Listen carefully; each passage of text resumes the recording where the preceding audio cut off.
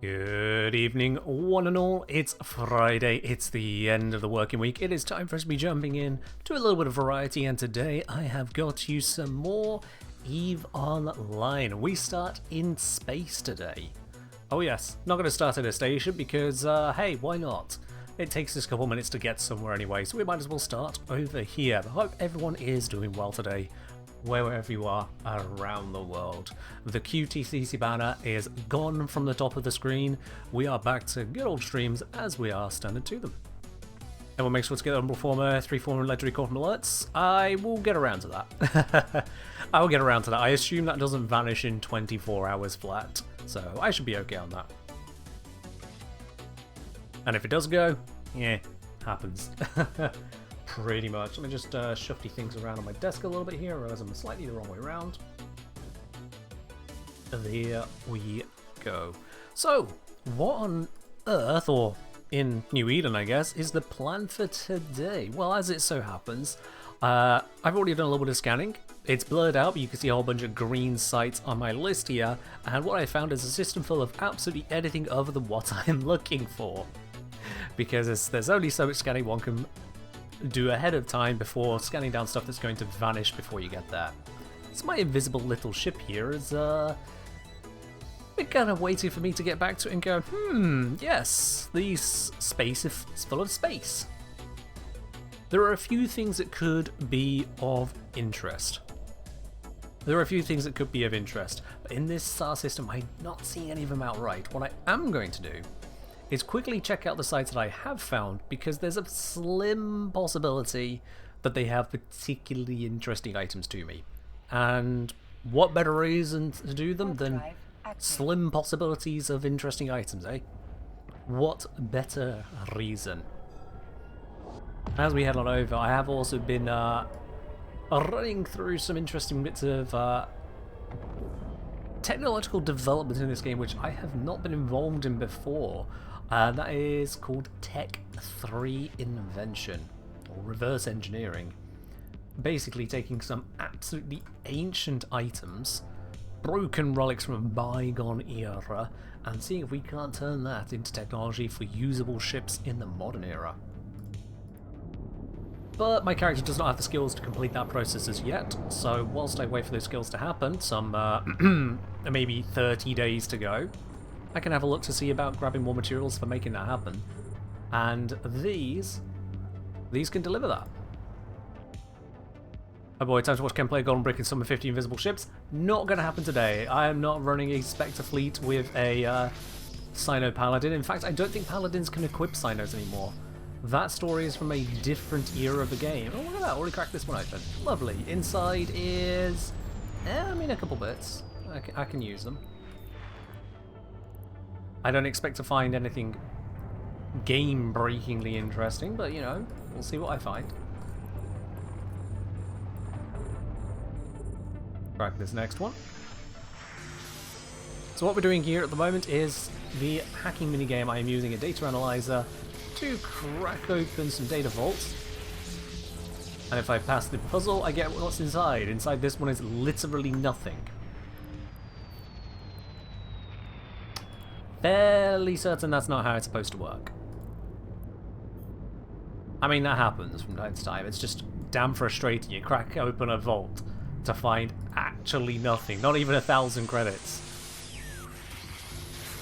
And whether you're playing Warframe or EVE Online, 1,000 credits is the same value. Butt kiss. Ah, there it is. Got the core.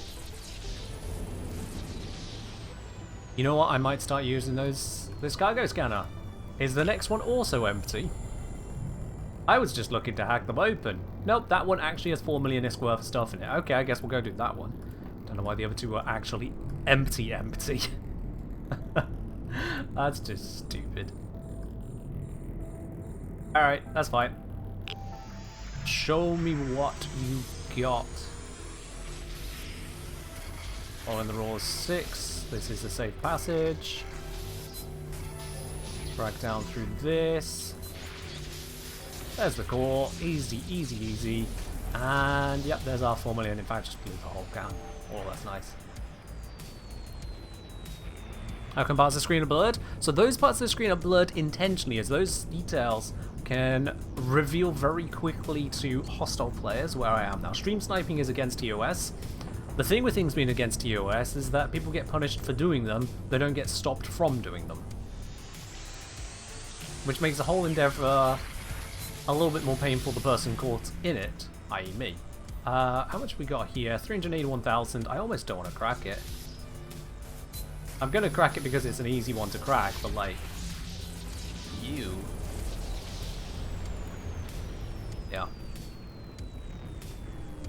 Exactly, yeah. Information about location is blurred out.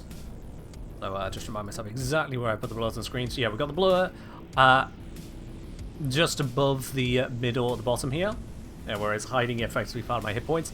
That's because whenever I'm traveling from location to location, it pops up there. At the top side of my screen, that's blurred as well, so you can't see the details which are hiding under there. There is some information there someone might be able to glean, but not enough. So that's why it's like that. And the same is true for the probe window, that's blurred, because that's also giving a lot of information as to my location. It is as minimal as I can make it without ruining too much of the gameplay experience. I should probably set up a bot response to the word blur. Ah, but it's fine. It's fine. So, this location had a sweet FA in it. Technical term. Yeah. Be nice if the devs put in a Twitch integration to auto-hide sensitive information. I know nothing about how this works, maybe it wouldn't work. At the end of the day, there's so many bits of sensitive information that if you hide it all, I don't actually know where I am anymore. But yeah, hopefully the obscuring is enough to just kind of make it annoying to try and find me, and I'll be gone by the time someone figures it out and does anything about it. It just makes it not worth it. Couldn't someone try and get my position by the things around me? Well, that's the thing. What things around me can you see? What things around me can you reliably see to figure out where I am? Because at the moment we've got an instanced NPC location. This could be literally anywhere in space. The sun? That does not give you enough information. In fact, I could spin around to the sun. This will give you region. Where even is the sun? I don't even know where the sun is. Somewhere. There it is. Okay, cool. How far away is that sun? Can you tell? Yep.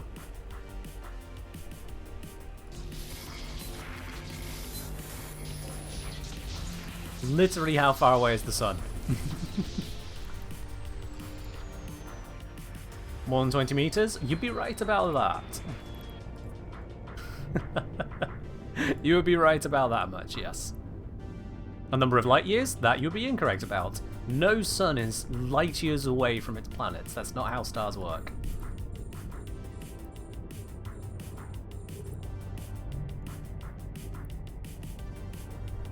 Yeah, the best chance someone has of tricking their way into finding me is to end up already with me and then to realise that I have de-scanned them. That would be the fastest way to be detected. At which point they're already here.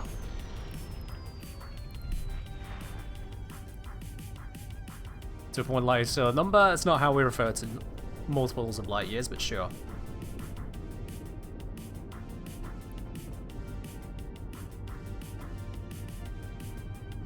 Quintus saying somewhere in Galente, Lowsec is his guess. I mean, considering that we have a Galente in fresh on the overview, yeah, that's a pretty safe bet, isn't it? What does Lowsec mean? Low security space. Alright, I'm out.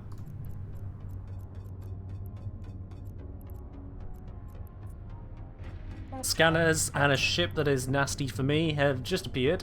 I am out of here.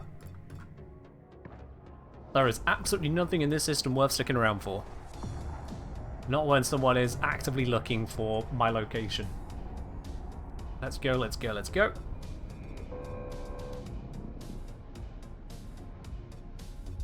So Lowsec is effectively pirate space. There is some amount of security, but not enough to be worth anything. It just means that on stargates and stations, players are slightly disincentivized from attacking you. Slightly. But yeah, that location suddenly became relatively hostile. Time to get out of there.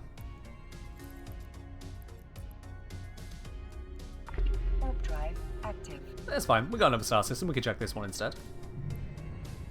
Those are my probes, so it's safe to see them. Ignore that result, and to be honest, I don't know if I even want to see this other data site.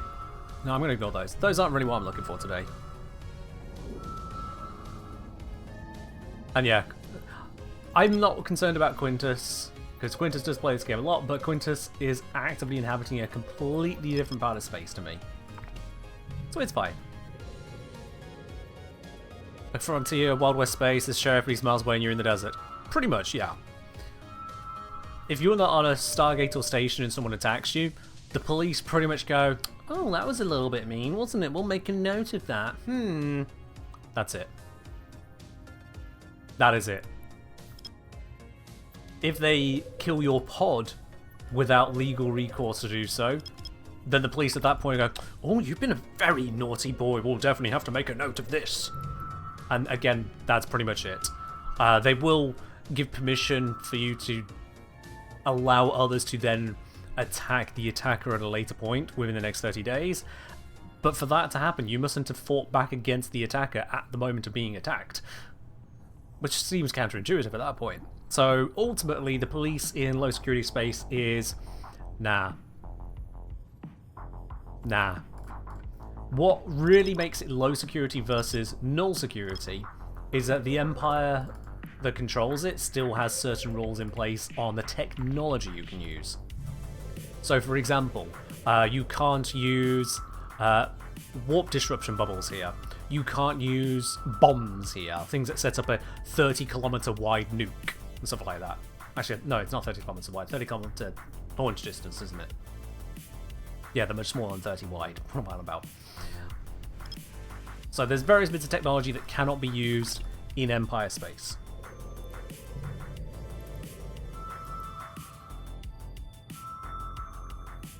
You would not be able to set up, for example, your own jump bridges here, the antiplexes, because that requires ownership of the space.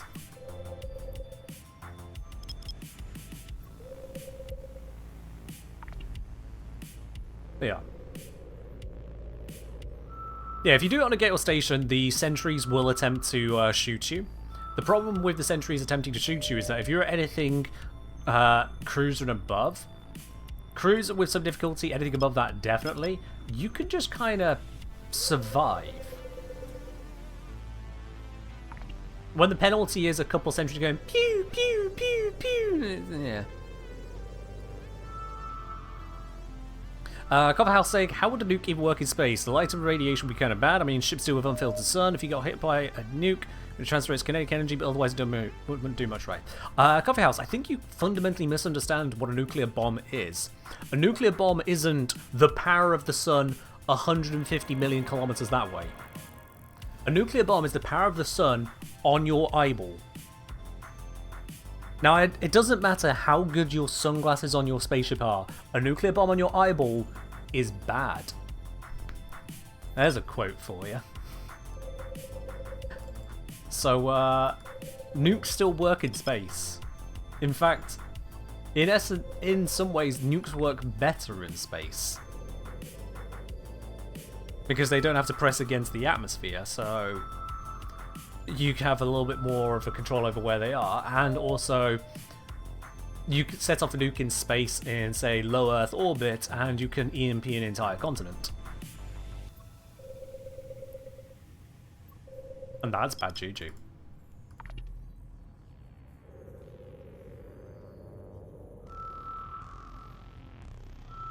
Nukes don't work in space, people don't see the mushroom clouds, check with their thumbs.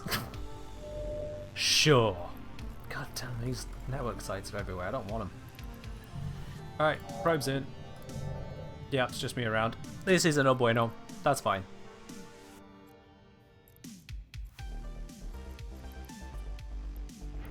Alright, let's pop out of here. Hello, Carbogen.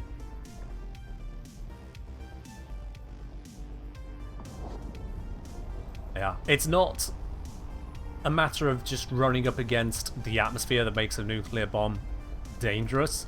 It is the very sheer amount of energy and a very destructive form that it is throwing out. Anything close to that kinda gets fucked. When you're at the levels of evaporating entire bodies, it doesn't really matter what your spaceship is made of. It got hit by a nuclear bomb. It's going to be upset about that. And at that point, it just amounts to how good are your shields or ablative plating to survive the hit. Which, as it so happens, in a game with this kind of thing, sure, you get it. You can get armor and shields to resist a nuke. A few of them, maybe. So the destructive force of a nuke is primarily its explosive reaction with atmosphere? Wrong. It's not reacting with the atmosphere. The explosive reaction with the atmosphere, something to push against, fuck with, sure, that's part of the destructive nature around it, but the actual bomb still going off is still a bomb. You're confused by the 30 kilometer nuclear bomb? I already clarified as I was saying that. Sorry, that was the range it was fired at. Do I have to just bring up an actual goddamn bomb for you? Let's see. Bomb launcher used with Scorch Bomb, for example. Let's see. Radius on this. 400 meter explosion radius. No, area of effect radius 15 kilometers. So 30 kilometers wide. I was right. 30 kilometers wide. Now, part of the radius of that coffee house is that without an atmosphere to push against, it can go wider. So a 30 kilometer diameter bomb, if it were to be exploded in atmosphere, would have a much, much smaller diameter to it. So if anything, the very thing that is confusing you is your explanation. If you're trying to compare a 30 kilometer wide blast zone in atmosphere to a 30 kilometer wide blast zone or effective blast zone in space, you're comparing two different bombs, two entirely different scales. That is where your confusion is most likely coming in. You're thinking of two different things entirely. Warp drive active. Ultimately, you put a hell of a lot of nuclear power in a small location and a small enough proximity, it's going to be bad. When you say not directly hit, you then have to define how indirectly hit something is. If all of that energy is poured out to something 5 meters away, well, it wasn't directly hit, was it? But it's only 5 meters away from the epicenter. It's fucked. You do that to something 5,000 kilometers away. In terms of space, 5,000 kilometers, that's not even the width of our planet.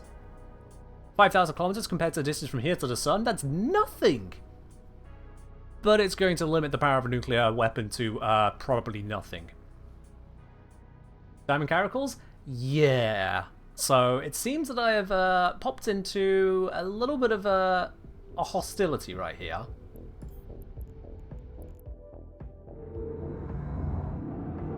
The NPCs are attacking a player structure.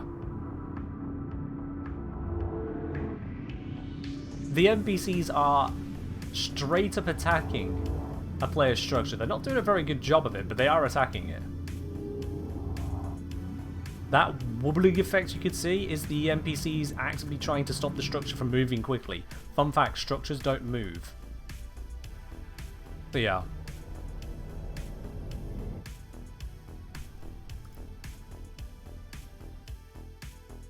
Don't like the fact that guy's there. Oh, he went invisible as well. Okay, fair enough.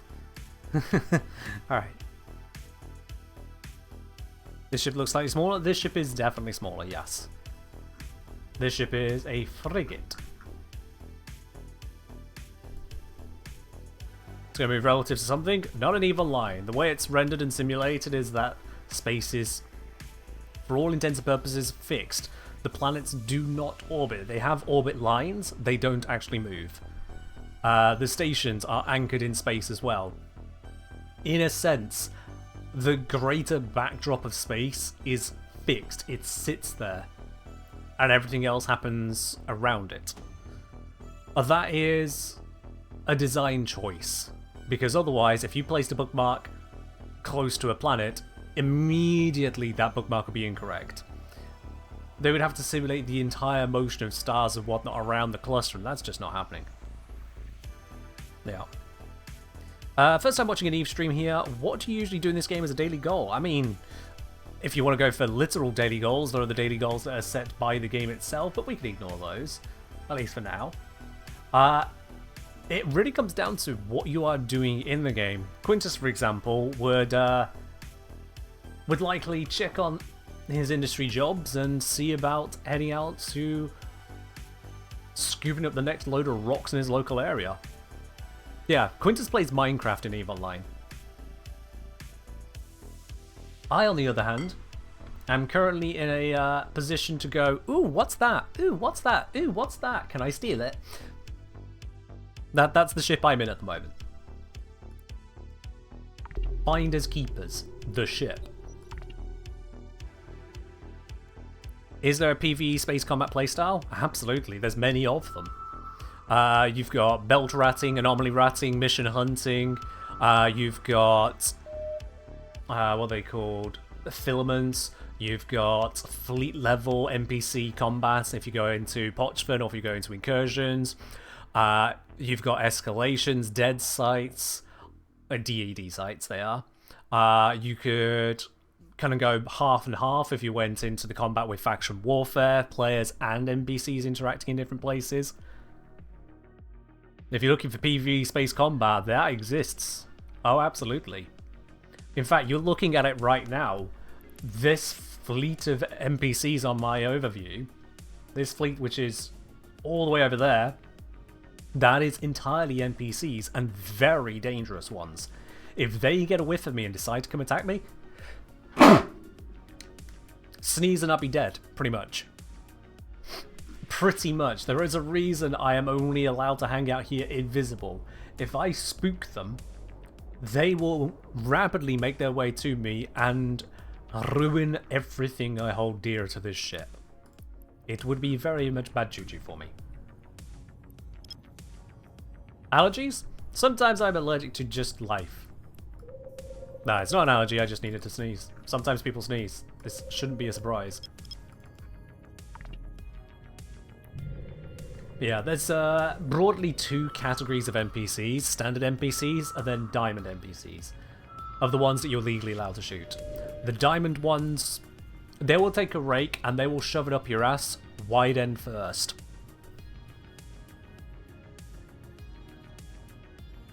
Do not mess with diamond NPCs. Many a new player goes, oh, that's an interesting looking ship. I bet I can shoot that one as well. And then they learn they couldn't. The more you watch this, the more you contemplate doing something bad to yourself, installing EVE. It's entirely up to you, Byte. If you do not have the self-control to just enjoy a game for a game, then that's your circumstance. I won't tell you what to do or not to do in that regard. I leave it to your better judgment, and if you feel you do not have the judgment having installed the game, then don't. Otherwise do. Oh, the warbling sounds in-game? Yeah, that's me scanning and finding things. Let's warp to this one, scan the other one whilst I go there. Now, this particular playset I'm doing at the moment is very much focused on interfaces rather than on the ship itself, so that's why my screen looks a little bit cluttered. I am having the information around me rather than focusing on the very nature of my ship. Although in this particular instance, I do want to have a look at the real world because that gives me information. Let's see here. Info, dangerous. This looks like a C4. Cool. C4 is not what I want. So save location and ignore it. Am I on Omega or Alpha? This is an Omega. For those of you curious as to what that means, this game can be free-to-play, but free-to-play limits your actions in various ways. You can't access the most advanced equipment, you can't access capital ships, and you can't access various forms of automation or passive income. In order to access the more advanced stuff, you need to be an Omega account. What we got here? Oh, that's a C1. Just verify. Yep, that is definitely a C1. Excellent, that's the kind of thing I'm looking for. That is exactly, actually, the kind of thing I'm looking for. So let's bounce out of here and come back. Let's see, good bounce over there. Warp drive. Bouncing them back. Location is saved. Good, good, good. Pulling the probes. There we are.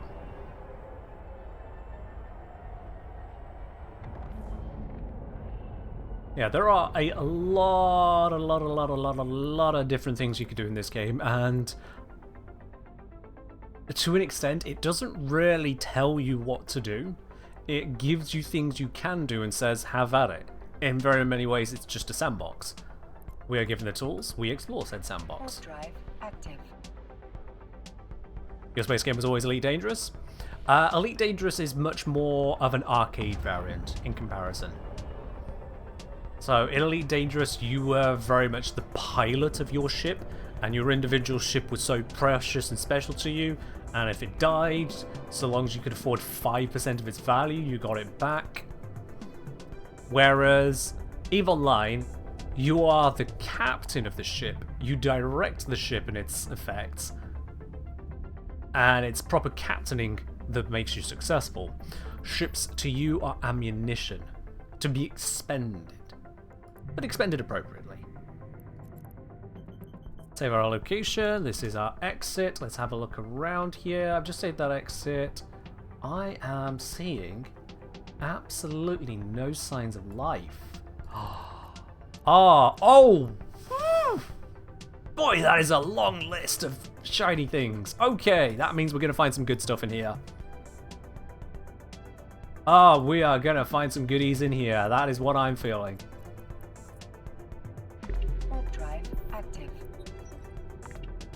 Oh boy, this is the kind of thing I look for.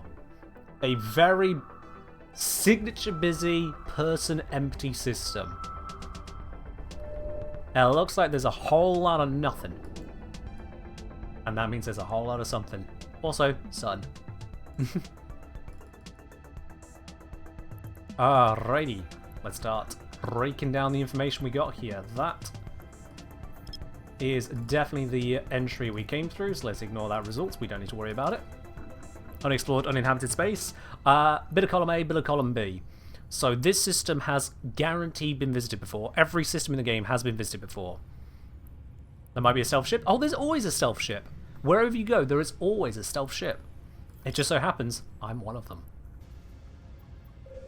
But yeah, this system has absolutely been visited before, but no one has been here very recently, as evidenced by the number of signatures around, which means that I'm likely to find nice, valuable stuff. I'm going to go to a reference website, look up the code of this system, and if I type it in correctly, I can get more information about it. Let's see. Last activity. Someone did die here yesterday, 7 in the morning UK time. Interesting.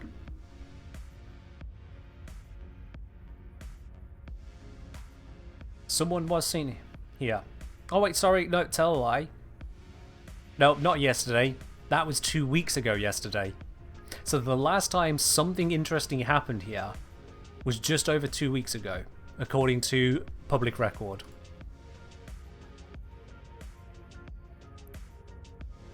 So I consider myself a little bit far from problems. Just a little bit far. That is not going to likely have anything I want, but I'll scan it anyway. Let's full scan this system. I don't often do a full proper scan like that on such a busy system. Let's do a full scan.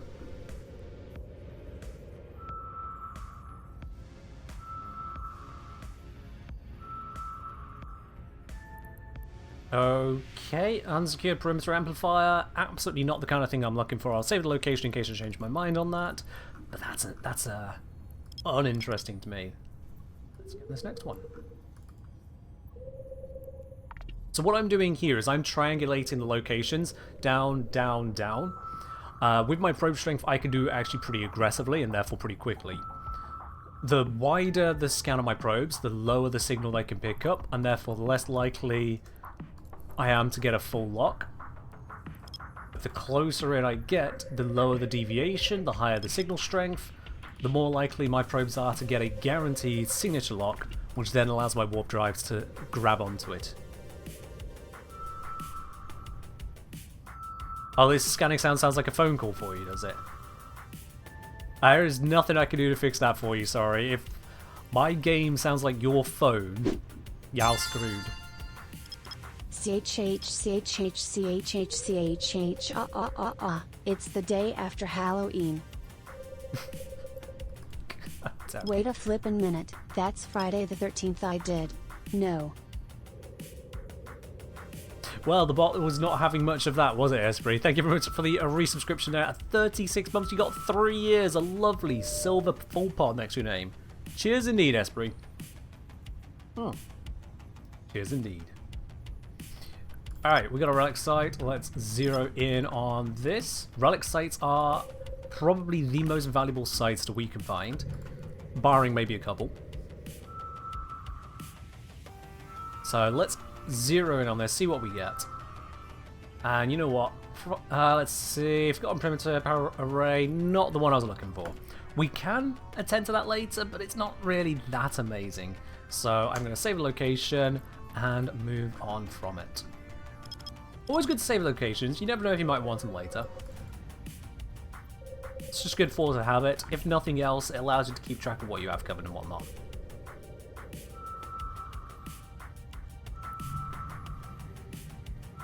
I realize I am rescanning an area I've scanned. Nope, no, I'm not rescanning. This is...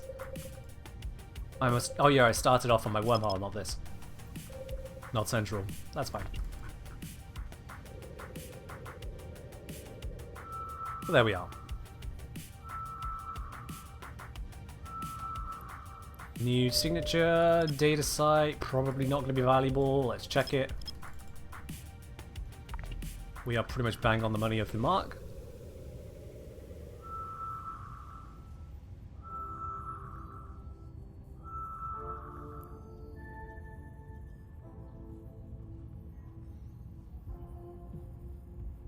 Read about some drama involving massive factions. Game sounds entertaining as well as mind-boggling. Real world costs and things are staggering. I mean, not real world costs, but certainly real efforts to get there, yes. I think Quintus and I discussed the evaluation just the other day, and very approximately, if you wanted to buy in-game money with real-world money, it comes out to about 100 million ISK per dollar. About that. To put that in perspective, my wallet is currently 13.5 billion, which means that my wallet comes out to about $135. 100 million is what I said, Quintus. 100 million per dollar. I'm very aware that it's not 100 billion per dollar.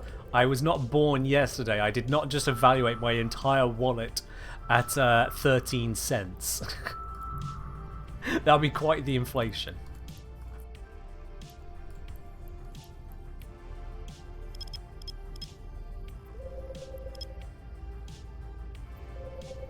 Yeah, so it means then that, for example, the ship I'm flying, as much as it would take time to get the funds back together through gameplay to afford it if I lost it, if you swipe the credit card, my ship is not very long at even a poorly paying job.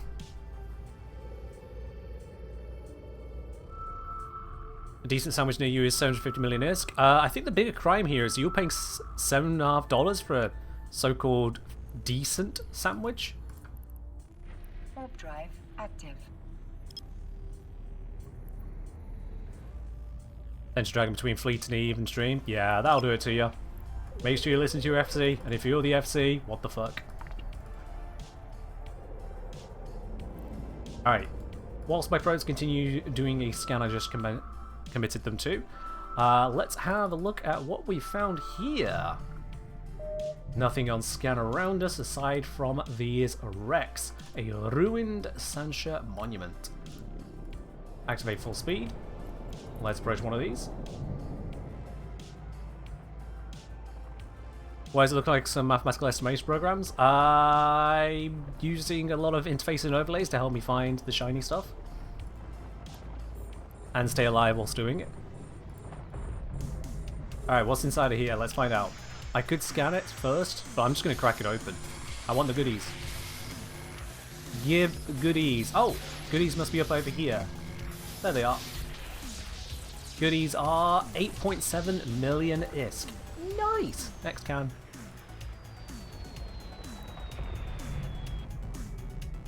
Oh, you're running a stiletto in a fleet. Fedu, Fedu. You have fun with that. Alright, location number 2. What have we got? Oh. Don't like that. There's a nasty defensive node. Picked up a good offensive items. That's useful. We'll use one of them on that thing. God damn it, just let me hack your stuff. No one else here needs it. It's mine. Okay, not here, not here. Here? Nope. And where is this node?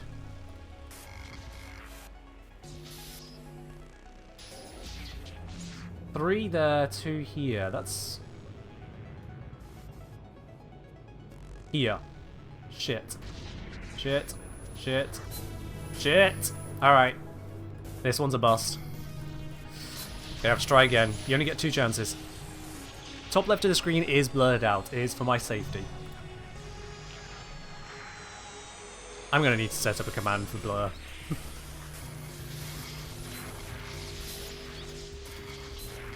Alright, second and last attempt on this one. If this fails, the can explodes. I need to do it correctly. 5, so there's nothing down here. Screw you. 3. Ah, found you. Whew, got it. A lump of coal.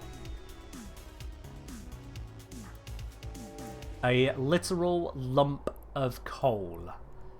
I'm scanning these. 500k, barely worth my time. 6 mil, that is worth my time. 5 mil, also worth my time. Alright. You know what? Do this. I unlocked one of the things I had locked. Which ones were the good ones? Was it you? Was it you? Okay, this one's a bad one. I'm going to mark it number 3. So now I know it's one of the bad ones. Where's my tag? Tag. There we are. There we go. So now I know not to go to that one.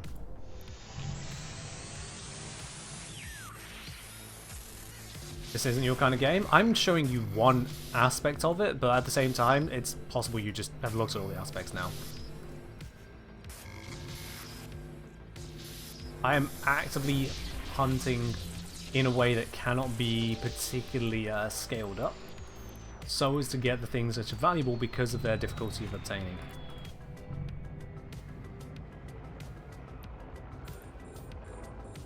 Alright, let's scan these other containers. Do they have anything worthwhile in them? So, you... Yes, so that one's got 14 million. That's worth my time. And there's our 5 million. Okay, cool. So I want you and you. Oh, alright then. Let's crack this one open. That pulsing sound you hear every now and then, that is me basically checking the sonar for bad guys. Oh, got our value here, 14.5 million. Thank you very much. Take me to this one. I could crack that other can over there that's worth 500k just to get it off my scanners. But the thing is, I don't need to. So I am going to be toxic and leave it there. And someone else will come along to it later and be like, oh, who left just the one can? Me.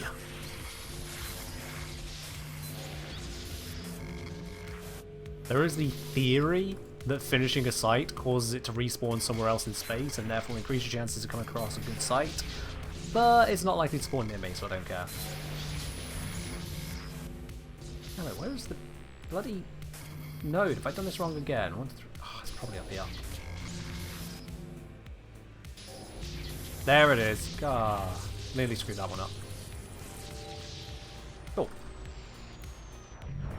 Would it be accurate to say I'm being a proper loot goblin with a hope of selling and trading? Pretty much, yeah. I am hunting around, finding shiny stuff to then take over to the market and sell away. All clearing matters if you live in the area. True. Be nice to your allies, but I am very far from allies. I do not care.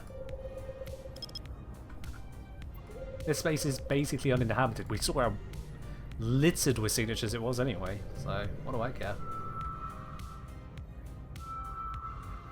You guys to get behind this type of gameplay? Mm-hmm. Oh, got a wormhole. Let's go check the kind of destination on it. Active. Whilst we do, let's scan this other signature. Center it on there, give it a scan. Everything is player made? Kind of. I mean, obviously we didn't make the stars and planets. There are an absolute buttload of NPC stations. We clearly didn't make those. NPCs, again, obviously we didn't make those. These sites I'm scanning at the moment, these are effectively NPC sites. We didn't make those. So there's a hell of a lot that is sourced from NPCs, but almost every single ship you fly, almost every single module you use, almost every single bit of ammunition you fire is either player made or player sourced. Like these materials I'm gathering right here, these broken bits and pieces, these intact armor plates, these tripped power circuits, these can be turned into rigs. Rigs can be used to enhance a ship, to alter its qualities. The only way to have a rig on a ship is for a player to have made it. Hey, welcome to Malnameto. Yeah, I've played E for quite a while myself as well, absolutely. Quite a while. Alright, I never actually checked about that wormhole I came to. Let's have a look at you. Unknown space, medium. Medium tells me nothing because I'm in a C1. That is a C2. Does that look like a little extra wobbly? That's a little extra wobbly. I'm not going to go through that.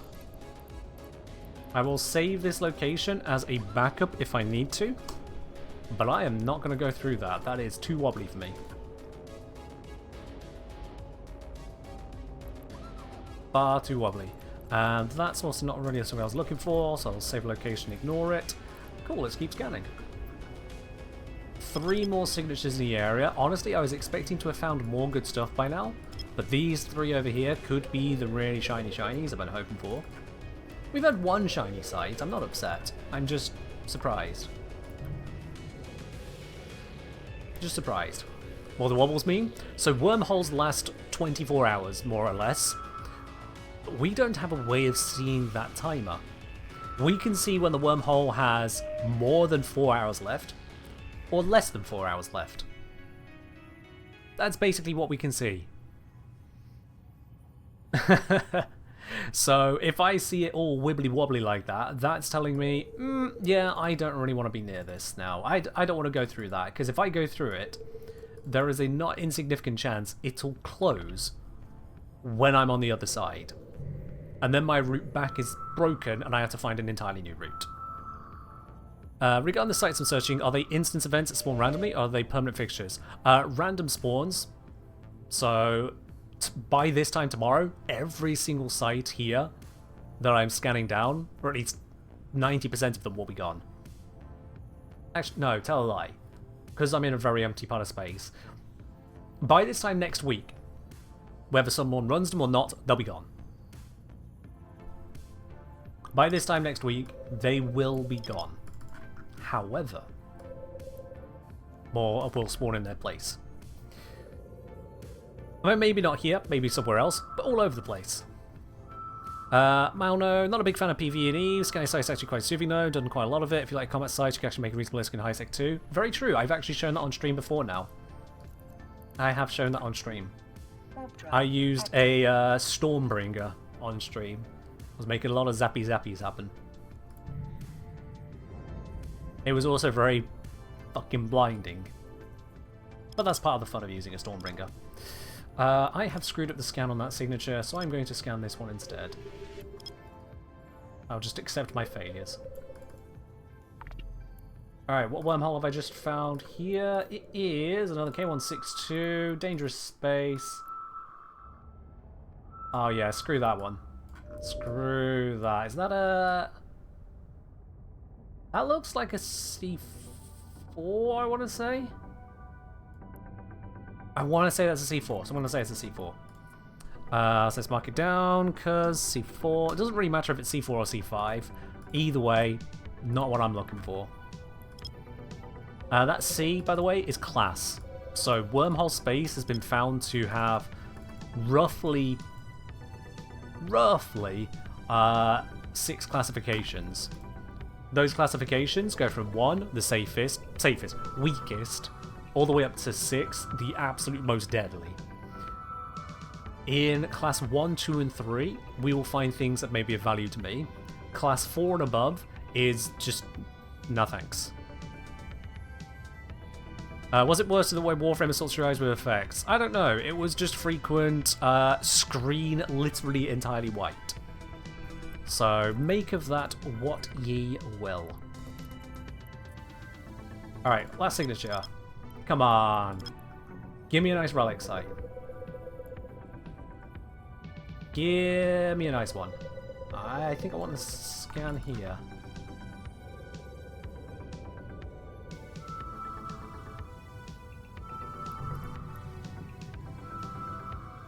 I can see the probes on scan. Those are my probes. Don't need to worry about them. So the signature is split in 2 here. If I just move that back to roughly where it was, what that means is that one of these 2 locations is correct and the other is a ghost. 3 of my probes have picked up the location, and so they can only narrow it down to these 2 intersects. But the thing is, all the other probes overlapping close to this one tells me, nah, it can't be that one. Otherwise, more than 3 probes would have picked it up. So it has to be this one. Has to be. I'll narrow down to it. Class 6 is... You want the loot here? Bring guns. Hey! Last of the sites is indeed a money site. Let's go get it. Let's go get it. Nom nom nom nom nom nom nom nom nom nom nom.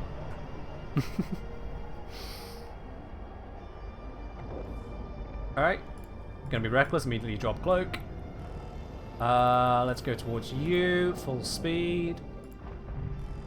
Scans are looking safe, which means it's absolutely dangerous. I have accidentally locked up a little bit of scenery.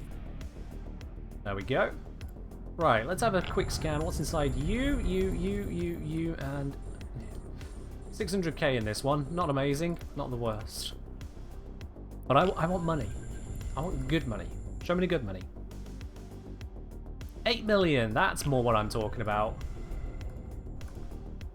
4 million, acceptable.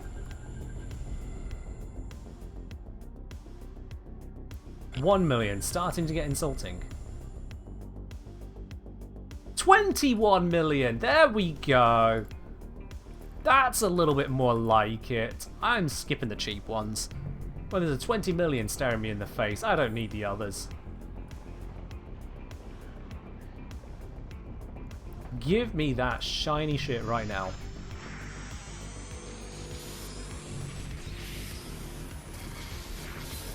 Scans are still suggesting I'm alone, and I should by all accounts be alone. So I am happy to just run this and loot it. So there's the 8 mil. Lovely stuff. Let's go to the next nearest. How Alex feeling after QTCC squats? Honestly, fine. Like, doing a few squats actually really isn't that much of a deal. It really isn't. I limited the number of squats to every $10 because otherwise it could get ridiculous in bursts of donations. Oh, that's annoying. But in reality, that number of squats is not a concern. Ah, there's the core. Give me the loot. 21 million. Boy. Let's go to this next one over here. Skip the cheap guns. Gonna regret saying that? Why am I going to regret saying that, Flo? What is there for me to regret saying? QTCC's done.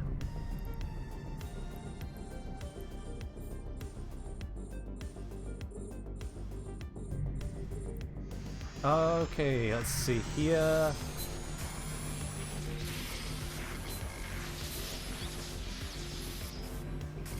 Well, that's frustrating. That's double frustrating. God damn it. I don't particularly want to crack it. Damn it, that was not worth cracking. Oh, it was. Never mind. There we go. And you, the one unscanned container, what do you got? Another 4.5 million. Sure, why not? Let's crack that as well. I said this was a money site. Oh, it is paid. Thought the track was per stream number? Oh no, that was total. If I was doing 500 squats on a stream, I would be able to jump to the moon. No, that was total. 1 squat per $10 to avoid someone dropping 1,000 and just instantly killing me. 1,000 is 100 squats, which is limit enough for me. There we go. We have picked up some really shiny items in here. Okay, let's head to our exit. We can now ignore this result. Hello, big hero. Let's take all of these shinies out of here. Now, the other locations I have saved... None of them were otherwise things I'm particularly looking for. I don't know if I'm going to be...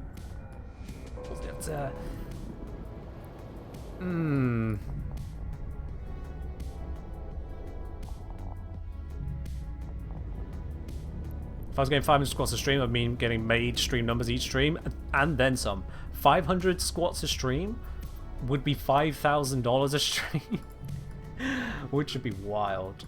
There is a probe scanning in this system.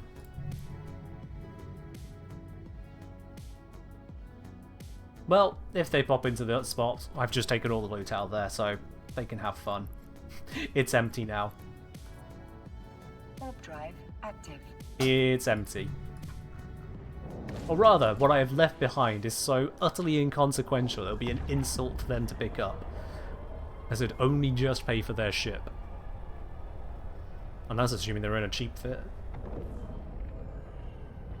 That is still terrifying to see.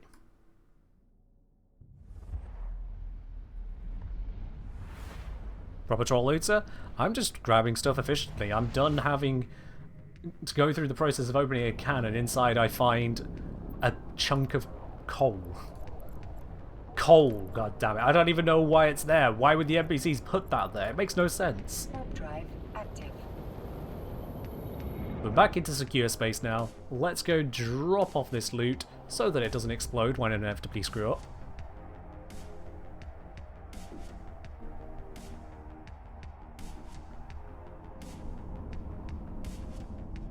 And now we have the spot load lag, which is so terrible for this station, but it is pretty. Ain't that a pretty station to dock at? Right across this lovely, lovely Earth-like world to sit next to. Just feels nice. Oh, I used to be using some crafting recipes. Doesn't surprise me. Does not surprise me. Look at all this. So all of these broken items here, plus this, this, and this. The Ataverm, which is some event item, I think, or something like that. Got some data cores, spatial achievement units. But I'll include the carbon because why not? And these filaments. High-tech scanners, and whatever the heck this thing is. All of this together, 82 million ISK. 82 million. Now, if I drag this all into my loot container, just get it off of my ship's value, with all fittings and the extra refits, is only 50 million. So I've just completely paid for my ship. Completely paid for my ship and then some, with all of the bells and whistles on it. Fully done. That's how valuable that loot was. I mean, that just feels nice. How could anyone be upset at that? So we'll leave that all in the loot hangar. I recently emptied it, so yeah, that is actually all that is in there, which is fine with me. I'm actually going to move these ones over to sleeper tech, because I can use those later for sleeper stuff. Just like that. Now, oh, actually, before I... Never mind.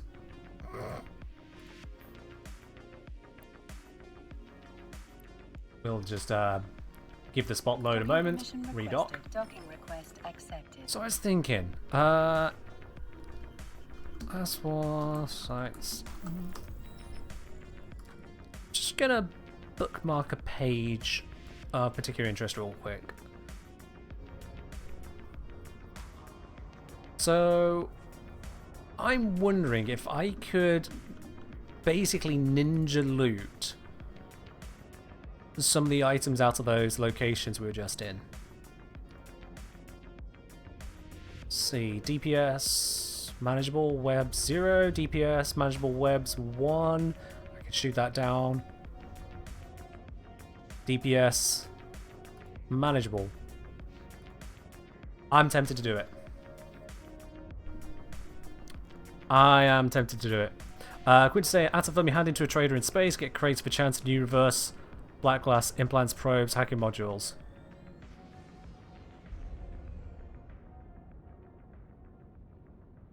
Alright, but I'd need to go to the trader, wouldn't I? Is that trader going to be in Zarzak? Because if it's in Zarzak, I ain't going.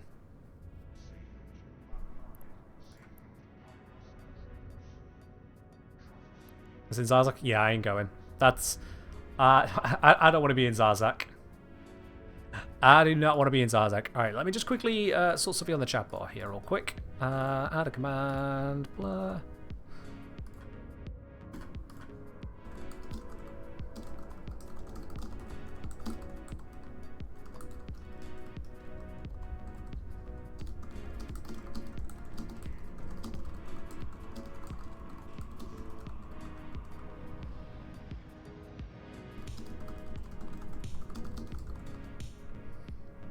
There we go.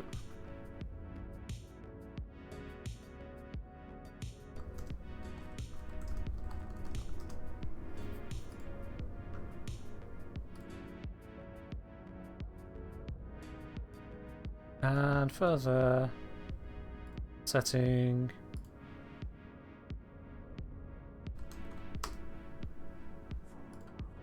Okay, cool. That command should now work. There we are. Don't talk about Zar's silly place. It's just, yeah. Quinn saying this player's guarding it a lot of times, Dead Space Warp. Yeah, screw that. Screws that. So Zarzak is a very weird solar system. It is beyond hostile in terms of the space itself is hostile. It is full of pirates. It is a pirate headquarters, and it connects up very hostile parts of space to each other. It's just you don't want to be there. The people who want to be there make it all the reason to not want to be there, so just don't. Do you have an actual character you control in first or third person, or is evil ship stations? It's all shipping stations. There used to be a walking in stations feature many years ago. The problem is that it was featureless. You literally just had 4 apartments, one for each of the main factions. And that's just what it looked like. You arrive at any station, you were just in an apartment, whereupon there was nothing there. It was just a decorative apartment and a door that suggested that one day in the future there might be walking content. But there isn't. So they instead went, yeah, you know what, let's just not do that. Let's just focus on the game that works. So you have a character, like so. You can dress them up if you really want to. I was talking about this the other day to someone actually on the Discord, that there are shoes you can buy and sell in this game. There are shoes to customize further. And then when you have said shoes, cool, you have shoes. But you have to open someone's profile, go to the picture, go to the full body picture to see the shoes. Why would you buy the shoes? But some people are buying shoes, so I make a pittance off the shoes that I find in places. I just chuck them in with the rest of the loot and hit the sell button. How much is the shoes? Depends on the shoes. Man, Ildurus! I literally just set up a bot, but I did not expect someone to misspell the word blur. I'm genuinely upset that you managed to misspell that. I put blur as an activation, I put blurring as an activation, I put blurred as an activation. You managed to misspell all three of those words.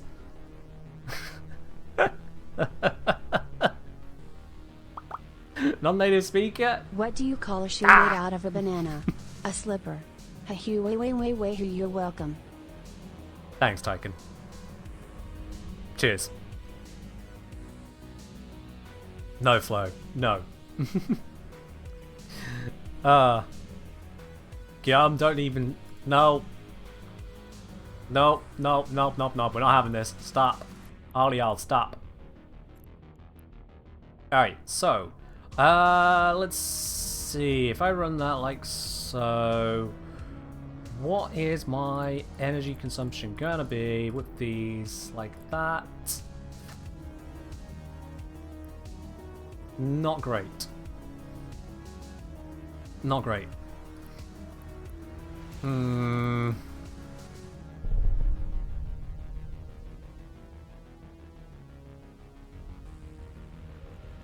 about if I rack that? Oh, that takes off a lot of the... You know what, let's do this. Do I have a low slot worthwhile? Tyken, thank you very much for the 5 gifted subs out to the community here. Thank you very much for that. I do not actually have a low slot item here. Oh, bollocks. Might as well refit that. I recently over-cleaned my hangar. Whoops.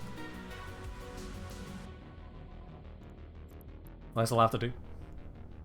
Thank you very much for that, Tiger. That's gone out to Zebra Girl, to Block Knight, to Omis Slayer, to Dovahkiin 8, and a Rogue Potion. Thank you very much for that, Tyken. Alright, let's grab this shiny ship. Now, previously I was in a ship that was worth 50 million ISK. This ship... Wait for the smart load. This station is so terribly unoptimized, it hurts me. This ship is worth 500 million. What do you call ugly and what shoes? Waterthoos? Okay, that was the last one. I'm really glad that's the last one, Tyken. Please do not do that any further. Please, you'll just give people terrible, terrible ideas that they should not have. All the same, thank you for 1,000 bits. Thank you. Cheers, Galton. Is the plan for the speaker capture to go over them on stream? No. I don't actually intend to go over them on stream. It was more to just spread the love of the giveaways I'm able to do, because there are still those hanging there, and give people an opportunity to show off their fashion styles. As it so happens, I was expecting a little bit more take-up, I'll be quite honest. I was expecting a little bit more, but that's fine. But yeah, give something to Discord, especially for those who may not be able to join in on-stream giveaways because of time zones. Hey, would you look at that, Tyken? You got yourself access to the Golden Snack emote. Lovely. That's a permanent unlock. Alright, let's get into RC1, cloak up so that those NPCs over there don't notice me, because that'll be a bad day for me. Am I going to give that probe the proper J-Space welcome? I have no intention of doing that. Chasing down a budget probe is not worth my time.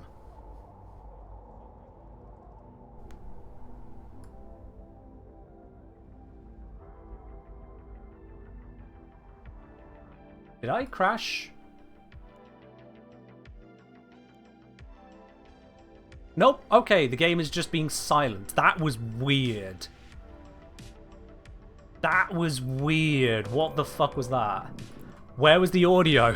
Where was the graphic? It looked like the game just broke. Oh, gods. Shaq, the thing is still running. It's still running. I put in the announcement that it's running until 2nd November, 3 PM UK time. Currently, it's the 1st November, 8 PM UK time. So you've still got, what's that? 19 hours to join in. That's just for the giveaway itself. You can post capture it pretty much any time in the broader channel. Alright, let's see. So I've got relic equipped. Let's see. So which of these do I want? I want the Forgottens. There we go. Warp drive active.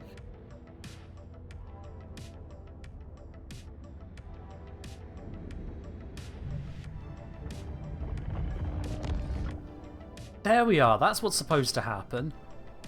Wibbly wobbly. The whoosh. That tells me I'm in warp. Not just the system lazily drifting past me, mate. Did we move? I need a reference, damn it, for velocity in open space like this. Okay, we've got some NPCs here. Now, what I'm hoping to do is to basically walk under them. This may not work, but it's what I want to do. Let me just check what site I am in. This was Forgotten Perimeter something or other. Forgotten Perimeter Coronation Platform. Okay. So there is an emergent escort I need to kill, and then I should be good to go. Emergent escort, there is the one.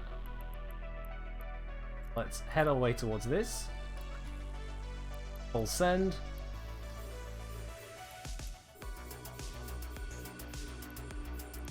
Lock up that emergent escort. Now, what's the spatial effects? Nothing I should need to worry about. God, this is really bright space. Hopefully that thing should... Oh god, it's coming in close. No, no, do not like. Move away from me, please.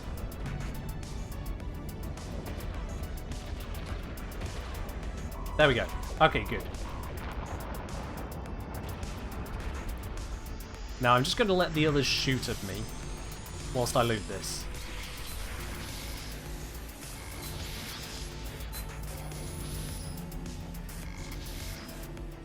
Hopefully this does not prove to be a shitty idea. Yay, got a piece. That's what I'm looking for. It's not particularly amazing, but it's what I'm looking for. Let's repair my ship, move to the next camp. Move it, move it, move it, move it, move it. The longer I'm here, the more likely it is someone finds me. Hey, keep that engine on. God, I hate how bright they make these spaces.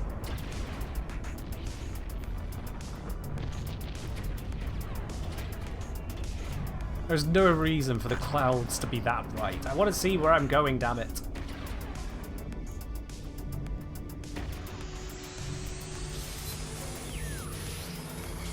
Okay, lock in. Find the goodies. Where are you? There you are. Grab you. What's in this one?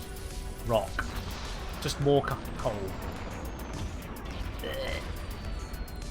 I don't have room for a cargo scanner on this ship.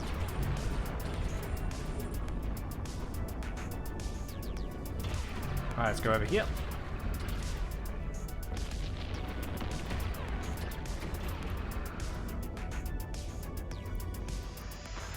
Run the repairer, keep my ship alive. Loot acquired. What a rock. I really should have equipped a cargo scanner, god damn it. Alright.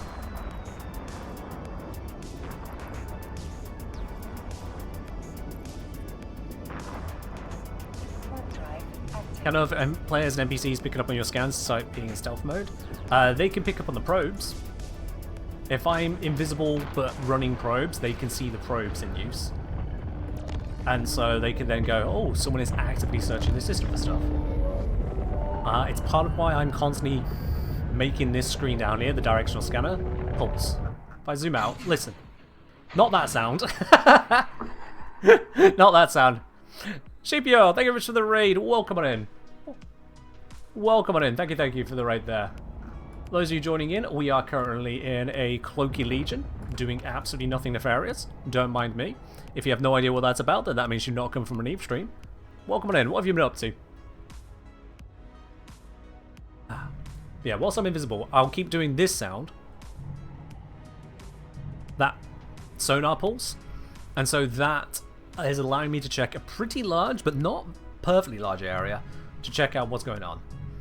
And at the moment, I'm picking up no signs of ships or probes, so I know I am most likely alone. Most likely. Have cats emoji here for it? Oh, there, yeah. Shouldn't be surprised to see Kay's playing Eve, yet you are. Oh, well, that's on you, isn't it? That's on you. You did a bit of Warframe, into Apex, into Bloons. Know you from Warframe content, one of my favourite creators. Hey, thank you for that. Thank you. Oh, welcome on in. So yeah, at the moment, there is no sign of hostiles in space. Now, what I want to check as well, that site I've just run, ACN 256, did it close? It did. Interesting. Okay, so I didn't have to kill all the NPCs. I just took out the core one that would otherwise be a risk to me. I could take the basic loot from the site, leave the NPCs alone, and then moved on. That's absolutely fine, Shipio. If you want to go have yourself some rest and relaxation, you go ahead and do that. Enjoy. So, if that one went that well, let's have a look here. I've got Forgotten Perimeter, something or other.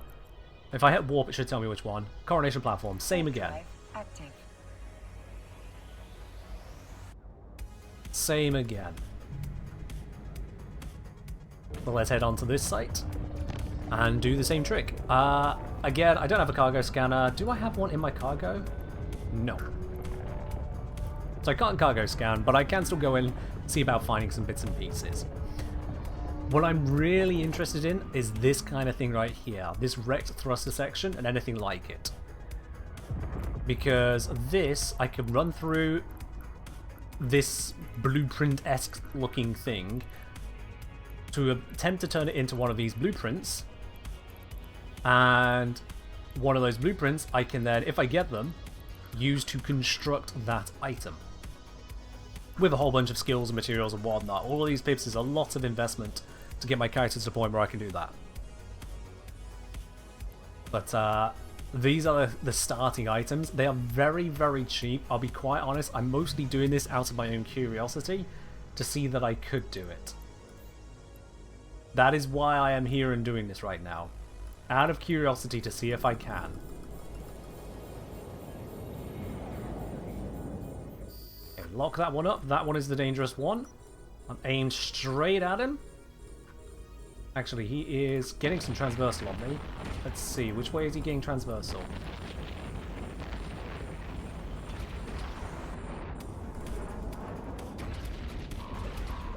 That's it. Come on, get the angle on him. Ah, this fucker's fast. There we go. Got it. Alright. With that one down, I can just go in for the loot, because he can no longer slow me down. Correct, Quintus. Yep. Sleeper relic sites give you the sleeper components, which you then do reverse engineering on, only at player invention stations. NPC stations aren't good enough. And reverse engineering gives you the blueprints, much like Tech 2 invention. Whereas the data sites give you the special cores needed to build some of their stuff. Because I think some cores can only be got from sleeper sites, but I might be wrong on that. Hey, weapon piece. Now I might get a more valuable one from this. It's unlikely, but I might get a more valuable one worth millions. Not sure if in danger, what have you focused your investment in? So I have skills in a lot of different places. Like, a lot. I've had this character for a very long time, and I'm not a very focused person. So I have skills all the way up into flying certain capital ships, into loads of cloaky stuff. I have skills into production, into corporation management, literally all over the place, because scatterbrain. I like doing different things. I want to explore the game. Wrecked power something? Okay. And now let's go get that third one. Focused on new shiny? Just focused on, I want to do fun shit in this game I pay for. Now I could be shooting the NPCs here and taking the basic cash loot for having done so. And it is likely to be more valuable than what I'm currently doing. I just don't care for it. Why have we stopped? Oh god, I commanded the ship wrong. Move! Move! There we go.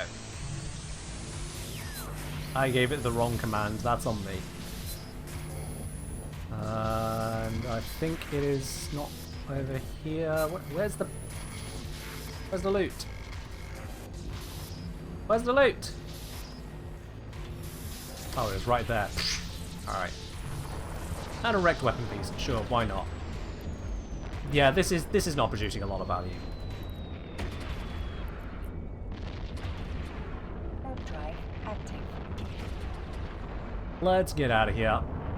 It's interesting, but it's not producing a lot of value. It's not really what I was looking for in the first place.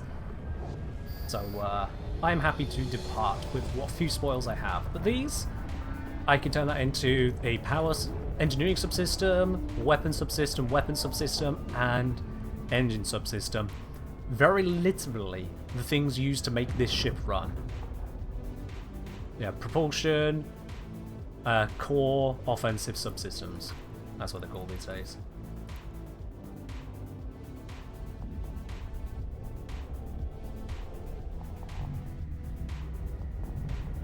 Oh, Interceptor is on scan. Okay. Well, that Interceptor can't catch me because I am too good for it. And they're probably not even trying to catch me.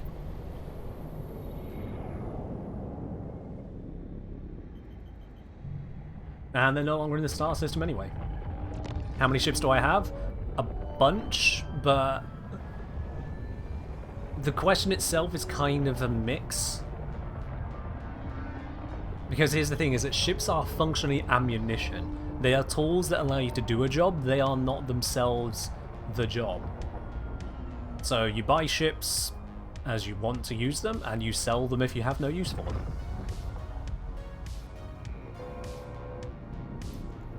It's not even equivalent to saying how many mods do you have, because you don't routinely get rid of mods or lose mods in Warframe.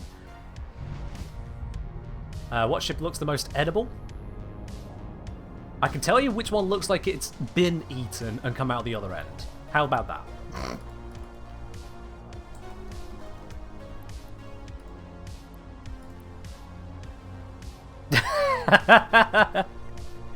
Been eaten and come out the other end. So yeah, relevant enough answer, I suppose.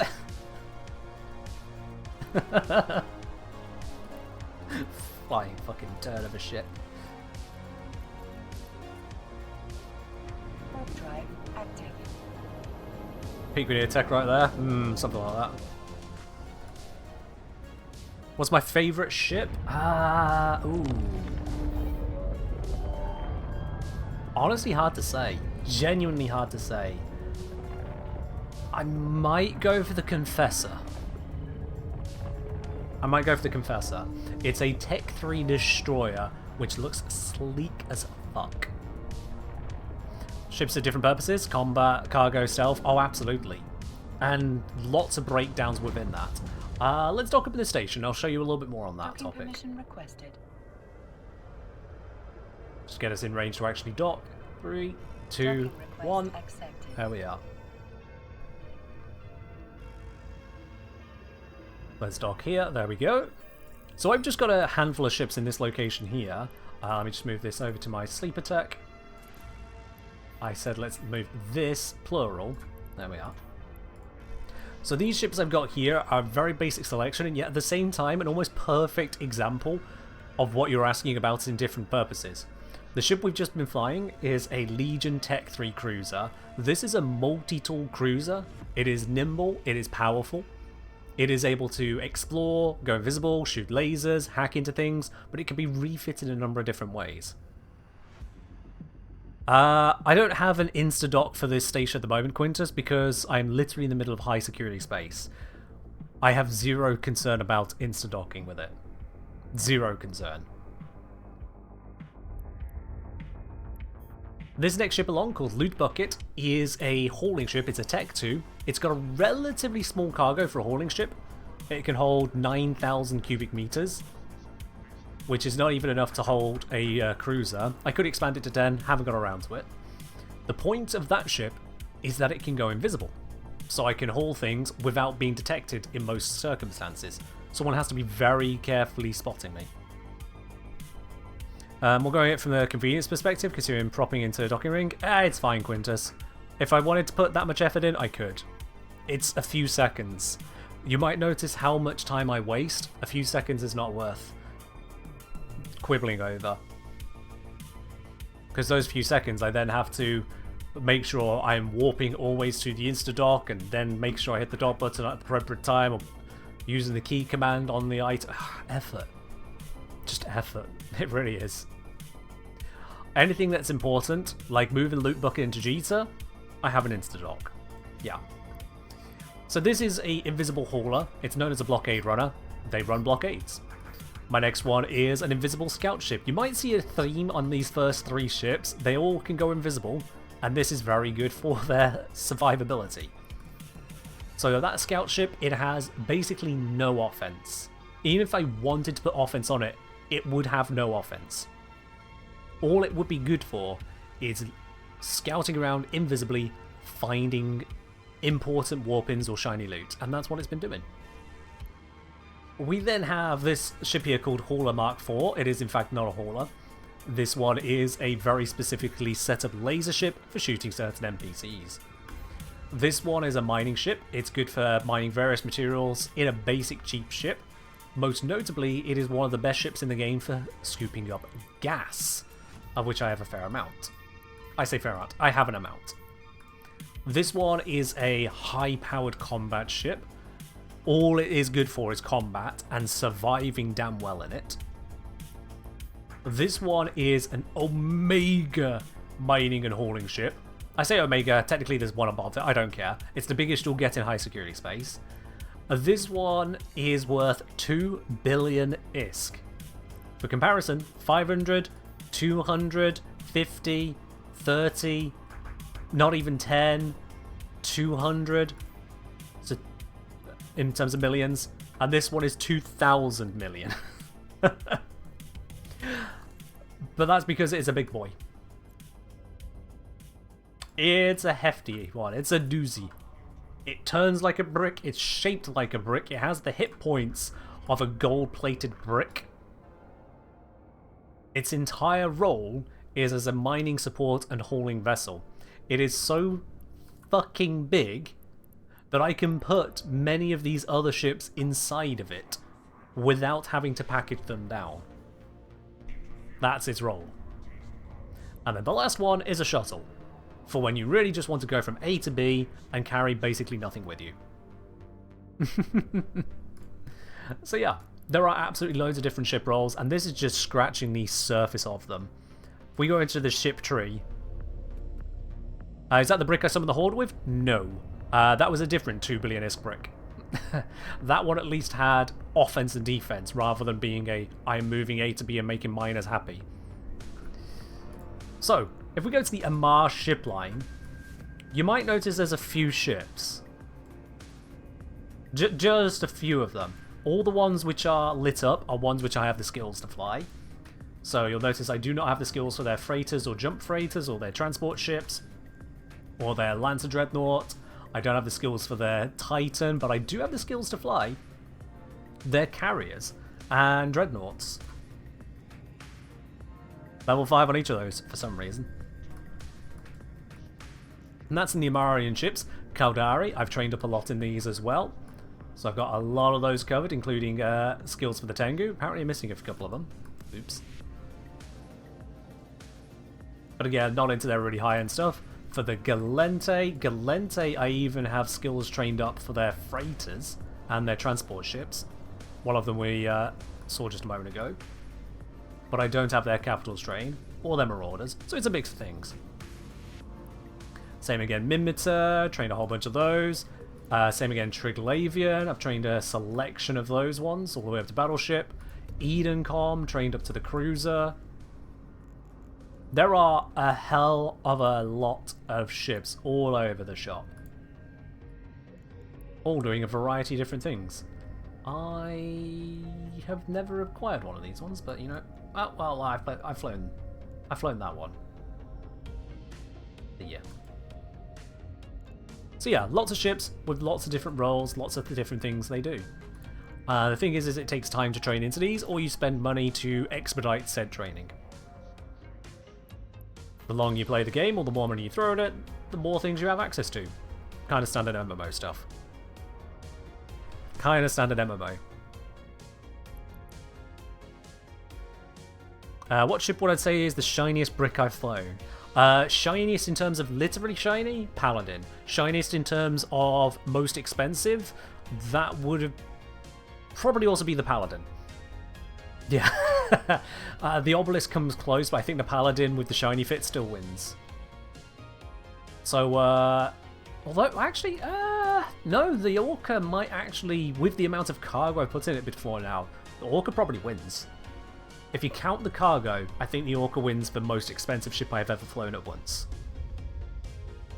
Paladin is a Tech 2 battleship, and it looks like this. This thing is 1.5 kilometers long. It is the shining, glorious Tech 2 Marauder of the Amarian Empire's line of ships. This thing can be strapped up with lasers, activate disco mode, and just kind of obliterate whatever it needs to point its lasers at. It looks like a diamond-studded gun. Absolutely does, Esprit. Because you got your foregrip here, you got your shoulder mount, so you can mount that on you if you were a 20-kilometer tall giant. Yeah. This thing absolutely slaps. It's also fucking expensive. It is fucking expensive. And I think I have one just next door. Hold up a sec.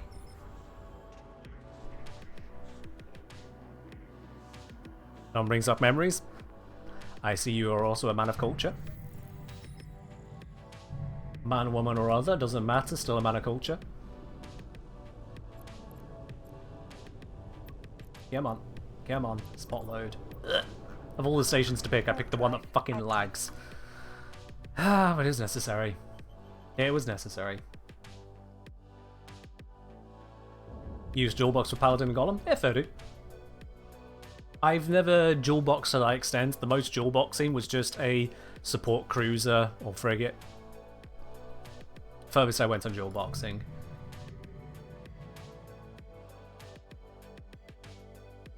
Just too shiny for my taste, and to earn the money in game, to earn it, to pay for the second account, I was basically playing to have the permission to keep playing.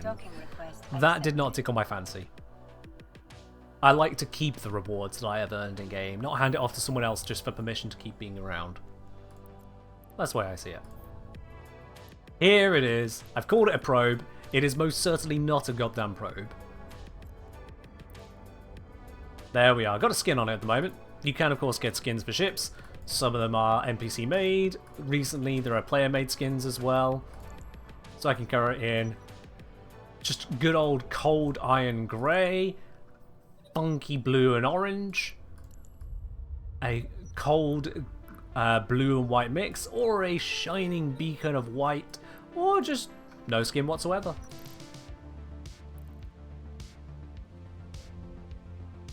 That is something that means business right there. Capital B for business. And apparently it's missing a mod at the moment. What mod did I take off? Probably you. There we are. Got refits, travel fits, and shit tons of crystals because I can. I'm missing a drone. Why am I missing a drone? Where the fuck did my drone go? Hey. What have you two got my drone? No? It's not the end of the world. Capital B for brick. Yep. Flow. Once is funny, twice is derailing. Do we have somewhere I can just show off the shiny shiny? Yeah, let's do this. Completely inappropriately overkill for this. Let's do it. absolute complete overkill for where we're going. Oh, and a little bit of animation lag, sure, why not?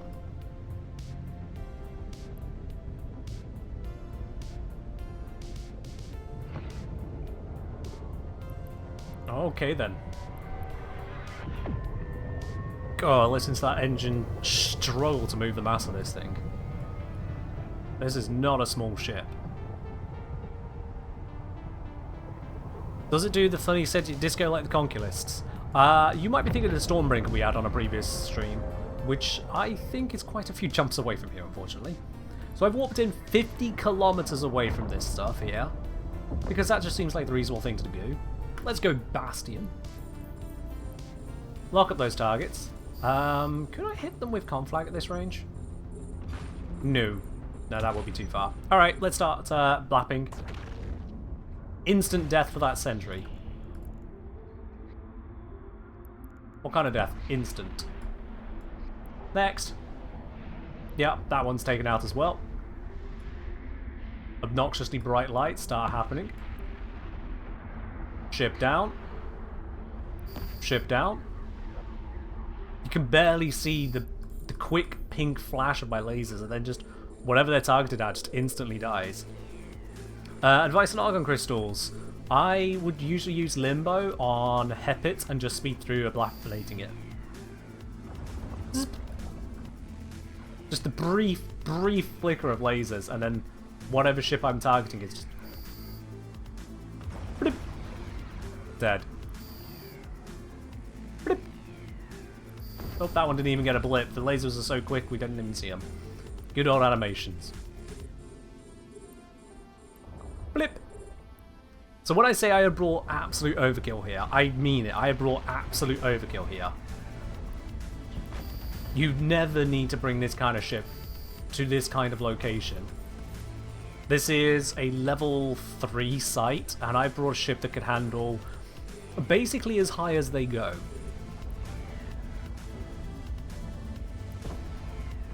This ship is used in the top end of PvE combat, and I'm taking out stuff you could take out in a newbie frigate if you tried hard enough. Have I ever given FOBs a run? Ugh. Yeah, I will happily avoid FOBs, I'll be quite honest. They are scary strong and seem best cheesed. They are scary strong. Hello, Ductile. I'm doing alright. Hope you're doing well yourself. Well, there we are. Everything in this site is now dead. The only thing still alive here is me. Look at this magnificent thing. I wasn't even pointed out at them. The laser just shooting down off the side. Ship's opened up into full-on disco propaganda mode at the moment. Unfortunately, part of designing this ship is that I'm anchored to my spot for 1 minute at a time. So I'm waiting for that cycle to turn off now so I can move again.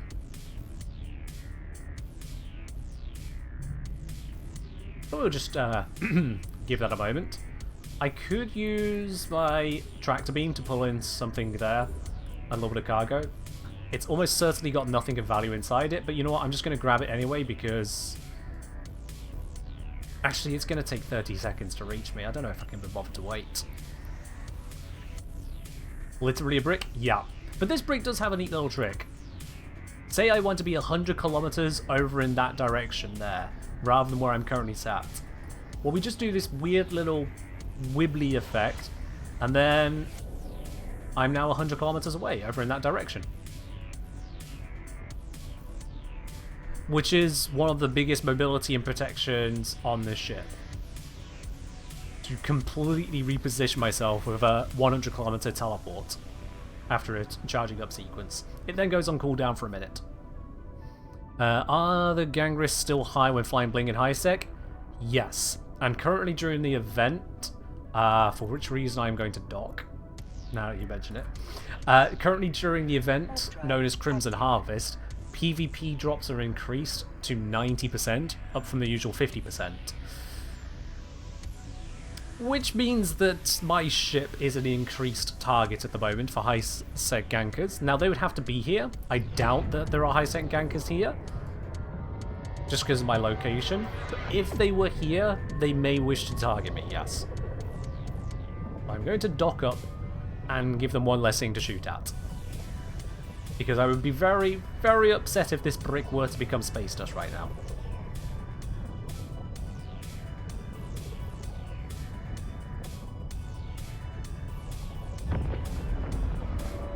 Spot load. I don't get why this station struggles so much to load. I've downloaded all the assets. It's running off SSD. How have they managed to so badly optimize loading a station graphic? But yes, it's a very beautiful brick. It's a surprisingly mobile brick when used appropriately, but also used incorrectly, it is a very expensive coffin. Because as shiny as it is, it does not beat a group. A group of people will turn it into a very expensive wreck. Strictly, the way I use it, strictly for NPCs only. But that's just the way I use it. Other people are more daring, but then they tend to have a group supporting them. I have not signed up to such a group, and that is my own choice. Looks like a pledge to use? Oh yes. Even against high-level missions, bigger sites where you got lots of NPCs, you need to bounce around a bit more, it takes more than one shot to kill them, it still just absolutely tears through things, and looks amazing whilst doing so. I love it. It's not high meta for that kind of content, and I don't care. I really don't care. Could say I think it's the volumetric clouds on the station making it have that loading issue. I don't think it's just the clouds, because it takes a while for some of the decorative structures around it to literally pop in. So it is something particular to the crap they put around this station. And they put this crap around the station to represent the region of space and nature of the ongoing NPC actions around here. And I don't care for it, I'll be quite honest. But yeah, this ship at full power, it can repair 344 hit points per second.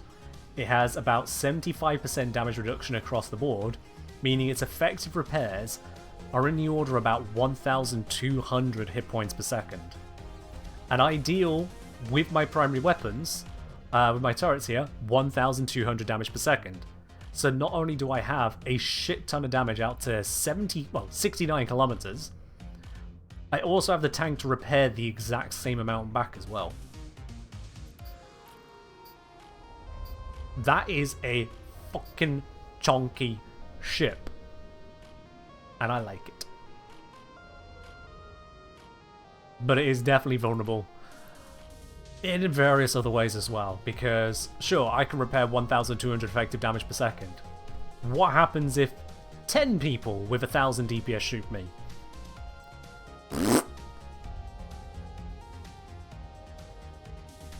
Not a happy day. Hello Clem Killer, you might notice this is not a Warframe stream. Welcome on in. No tickets today.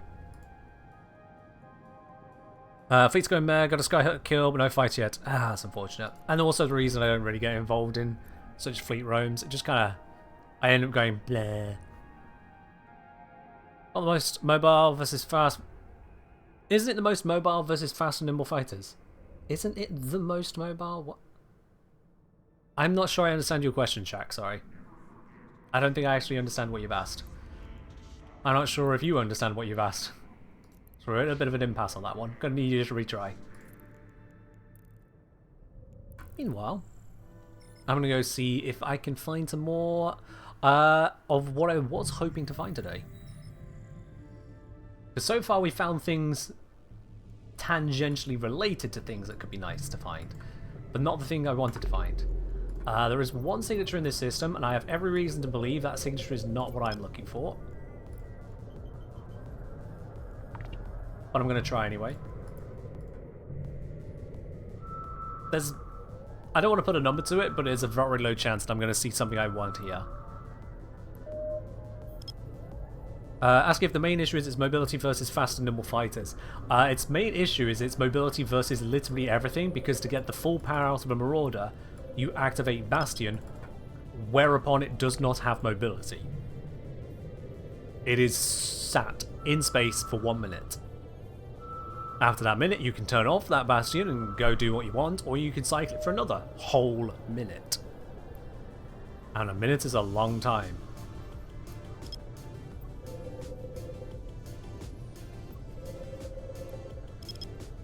A minute is a very long time when you're in that kind of circumstance.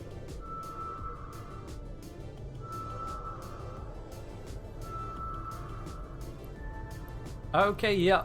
Scan down that location is exactly not what I'm looking for. God damn it. Alright, let's go back where we were early at the start of the stream. You never know, I might find something new has spawned to entice me over there.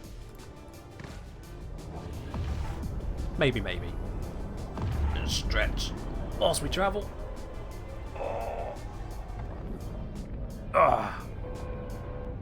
It's about taking your ship set up to the situation you're flying into? Absolutely. Set up your ship appropriately, fly it appropriately, and make sure you have a good idea what you're doing.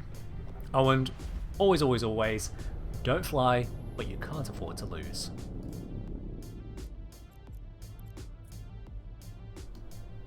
Warp drive active.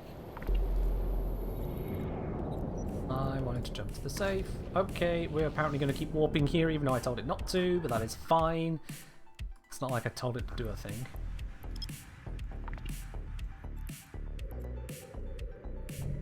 Warp drive active. Maybe do some squats to make sure you're good and stretched. Actually, you know what? There was one final dono right at the end of QTCC that pushed us to 506 squats, so sure. Why not? One squat. Squat.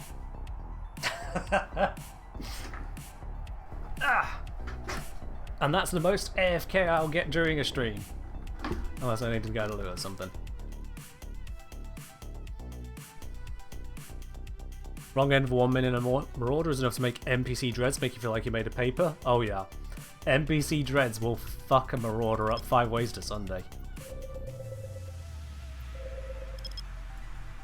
Imagine you could not move in your Warframe when the Stalker shows up and you're playing Banshee. And then imagine you only have Mark 1 weapons equipped with MR2 kind of modding. Now when you put all of that together, do you really want to be sat still for a whole ass minute letting Stalker do what he want to do to that MR2 Warframe you got? That's what it feels like when the shit hits the fan. Warp drive active.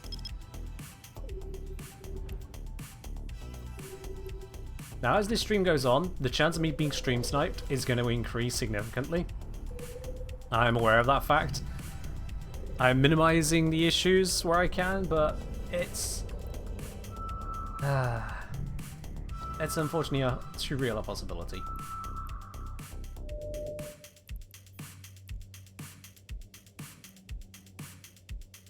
Haven't heard anything regarding Kitty Cat. Remember?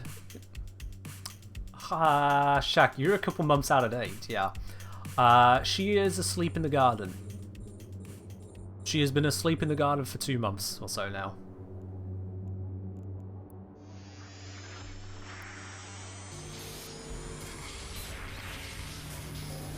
Yeah. Thanks, Shaq. She was an old cat, a good cat. She'd had her time. And then when it came to it, she came and asked that we help her along. And as good cat owners, we did. I was wondering where the fuck this thing was. Okay, yoink. Looty looty loot, thank you. Let's just check what's inside the others and if I care to do them. Swoop. 4.5 mil, that's worth doing. 5.5 mil, that's worth doing. Okay, fine, I'll crack all 3 of them. If my ship can get around that object.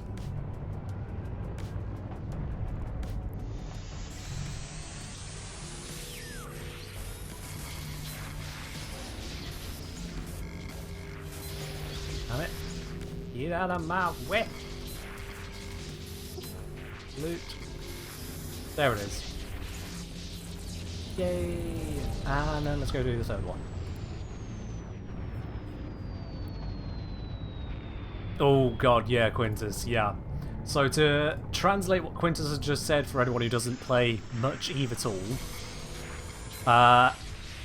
in very expensive capital ships known as Dreadnoughts and Rorquals, to get the full power out of them, you need to be in siege. Much like the Bastion I showed you on my shiny ship, that's an even shinier version which locks you in space for 5 minutes at a time.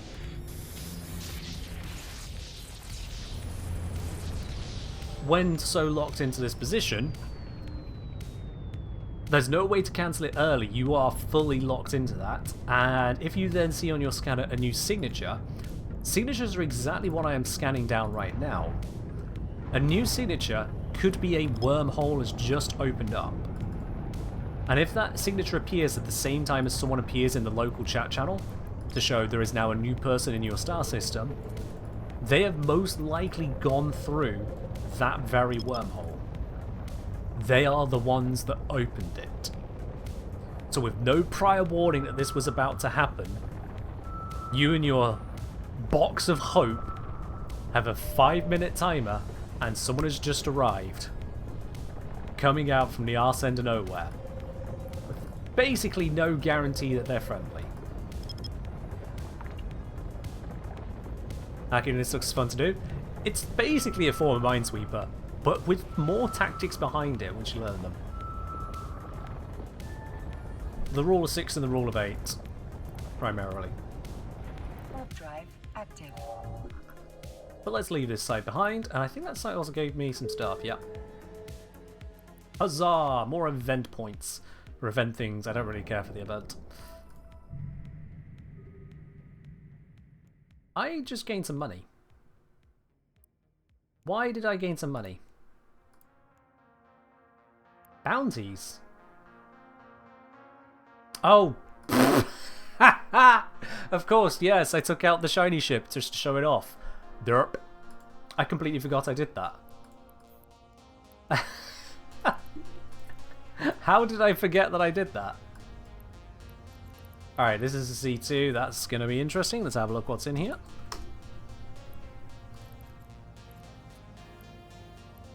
Warp drive active. How did I forget that? It was only 20 minutes ago. Not even. Within the last 20 minutes. Brain just... gone.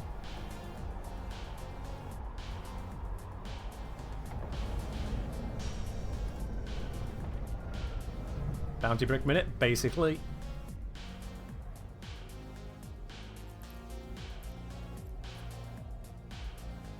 Warp drive active.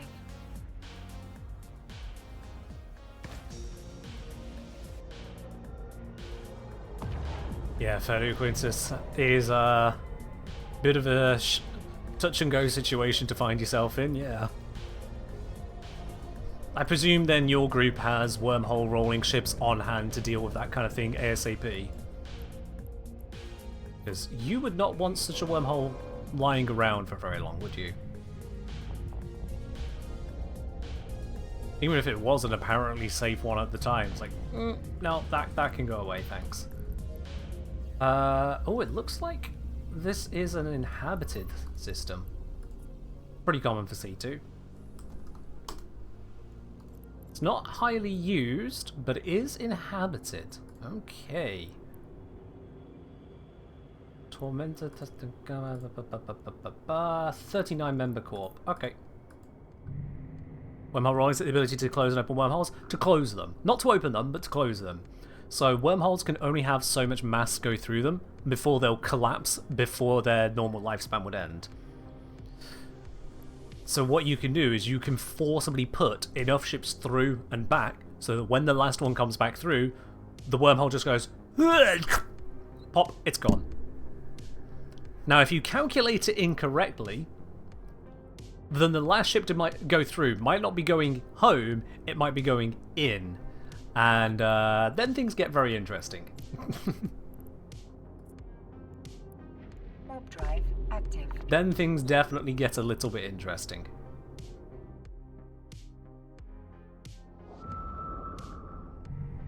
So a PN scan. Phoenix Navy issue? I'm gonna guess Phoenix Navy issue, I might be wrong.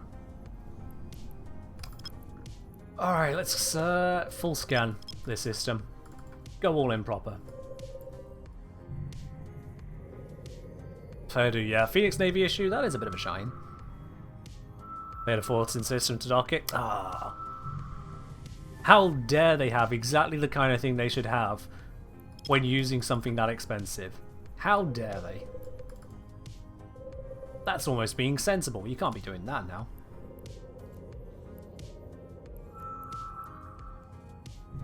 Maybe that side there.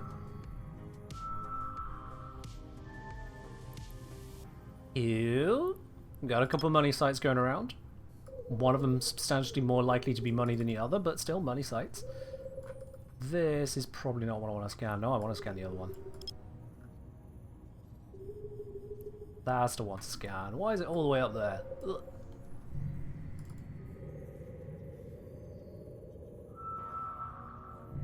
I'm carefully watching my scanner, scanning that whole area there, which does not scan the entire system. Well, where did I come in? All the way over there. Okay, yeah. So this is all new stuff. Warp drive When active. rolling go wrong ends up like Star Trek Voyager? Very much so. Although, in this modern era, as it were, there are a lot of ways to get back home quickish.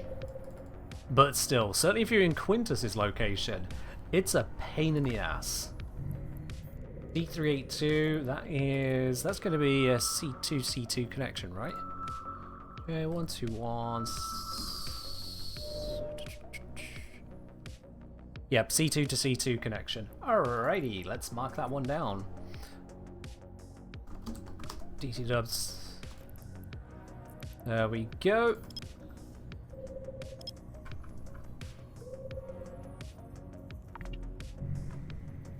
Just once you want to be tackled by a half-competent group. I mean, Quintus, I know the group you fly with. In terms of having support on hand, you kind of outclass everyone.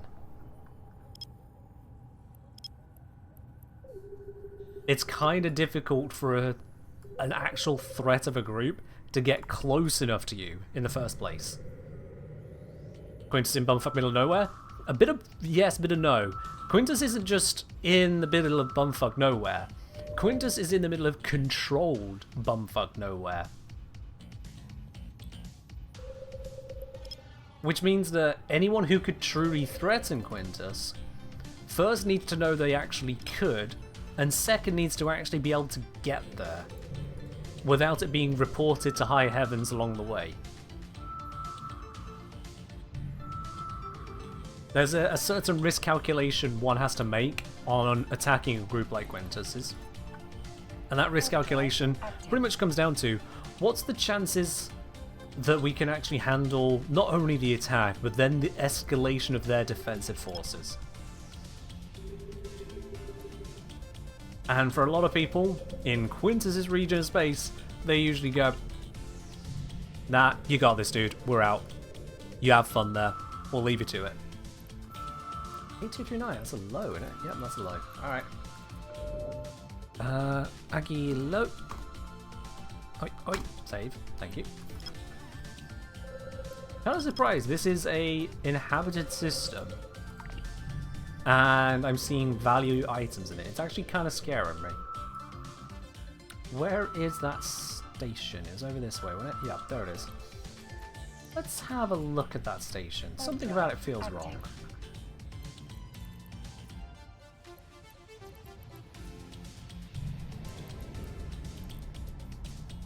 I don't know how to phrase it. It just feels wrong.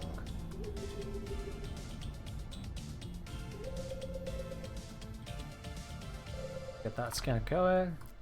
Scan is you. Oh, yeah, it's used.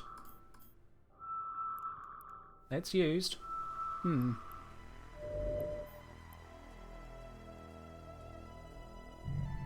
sun? That's not a sun, that's a planet. That is a planet. That's a sun.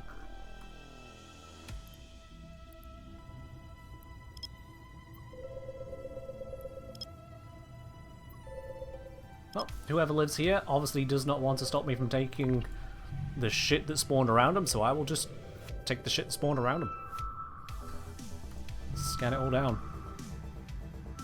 On Burn Potato Ass Planet? Oh yeah, Lava Planet. You know what, let's take a break from scanning. Let's start stealing. Warp drive active. I'm in a position to start doing a little bit of nabbing here, so that as and when I detect that someone else is in this area, I can get out of there with the stuff I've already picked up. Let's see what is in location numero uno.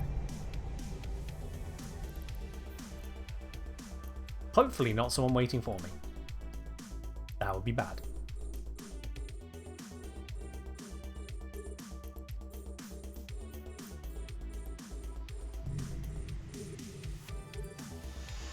Okie dokie, let's start cracking into this one. Whilst I am, I'm going to scan the next one, see if I want to even open it. Ew, defenses. Ew, defenses in my way. Thank you. Roll a 6. Ew. Anything up there? Maybe. Don't want to risk it. Down here? Could be. Nothing much. 3, 1 here. Okay. Pop that. There it is. Nailed it. Not a lot in the next can. Let's scan these other ones. What's on here? Oh, that one's a nice one. That one's acceptable. But this one right next to me, it's almost bad.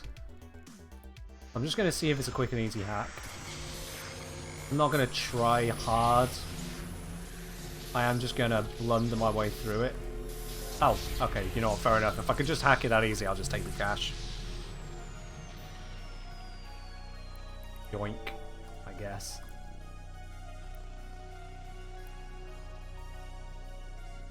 Alright. So this one I know has a decent amount in it. Let's grab it. Not down that road, I won't. Roll a 6 my way in here. What's down there? Nothing. Ah, here we go. We're on location. Boop. And then to that one.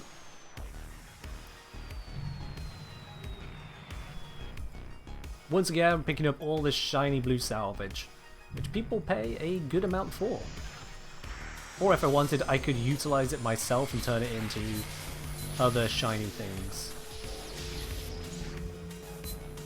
Oh, roll a 6. There we go. Lovely. 2 more locations in this site. Let's go have a look at them.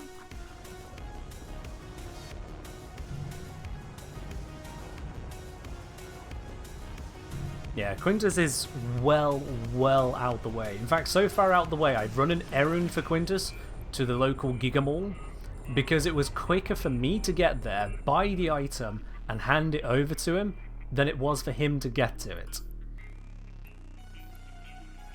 He's that far out of the way.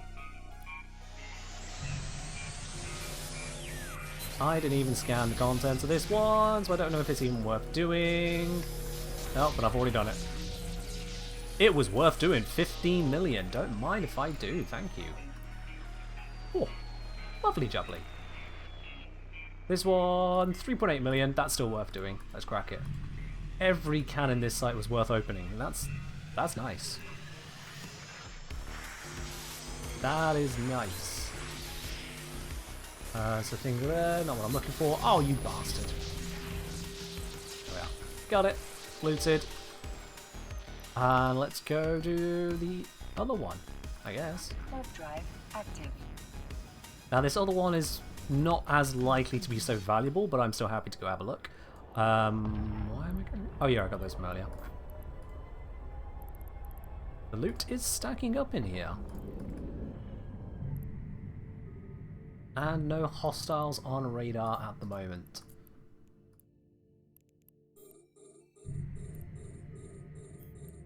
And as many of these as I can, get an idea what I'm getting myself into. 2.7, sounds good. Almost bad, but it's got a blueprint. I like picking up blueprints just as a matter of course. 2 million, sure, why not? And that last one, pile of shit. Barely worth blinking at.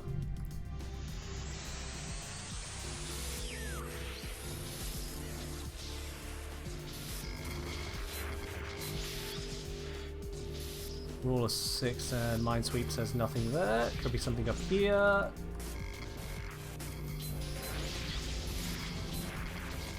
Come on, where you at? Oh, fuck. Check this direction. Nope, it's definitely under this. And it's right there. There it is. Goddamn. So, got our loot. Next one.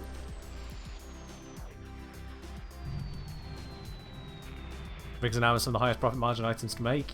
Yeah, problem is profit margin and throughput are two different things. Rigs, it can be okay on, but ammo, ew.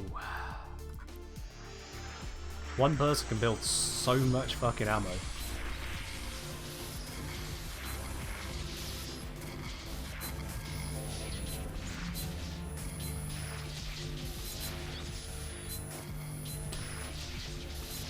Come on, where's it at? Not over here. Over here? Nope. Okay, maybe it is back here. Up. Damn it. Probably behind this. No, it's not even behind that. Come.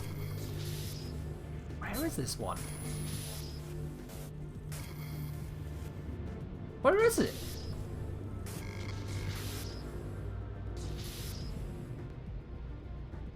But it didn't...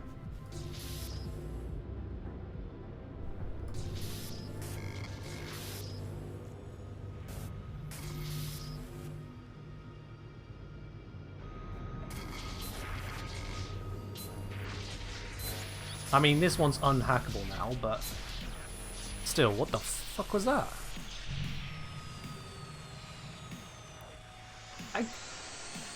I must have been misreading what I was reading there, because it looked like it was pointing nowhere. Good thing you get 2 tries. There we go. That was weird. Let's scan this one, because it's close to me. Our value says... Blueprint. Looks like a shit blueprint, but it's a blueprint. And it's got 3 mil of materials. Let's go grab it.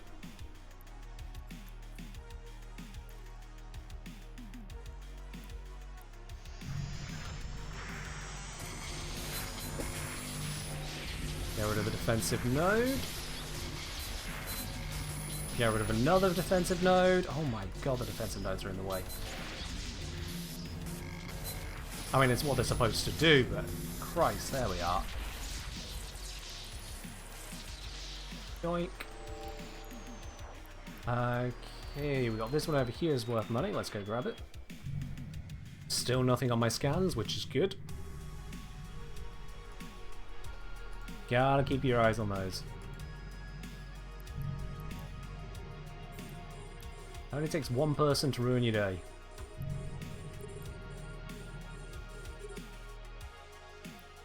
Get a cargo scan of this whilst hacking to that. Cool. Value on the other one is worth it.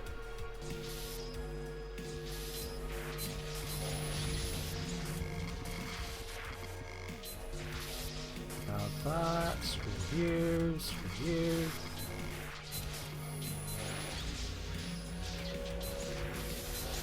Got it. And the last one. Like Doris, yes. Although I doubt Doris would comprehend what we are even doing here, Byte. Doris might even consider this witchcraft.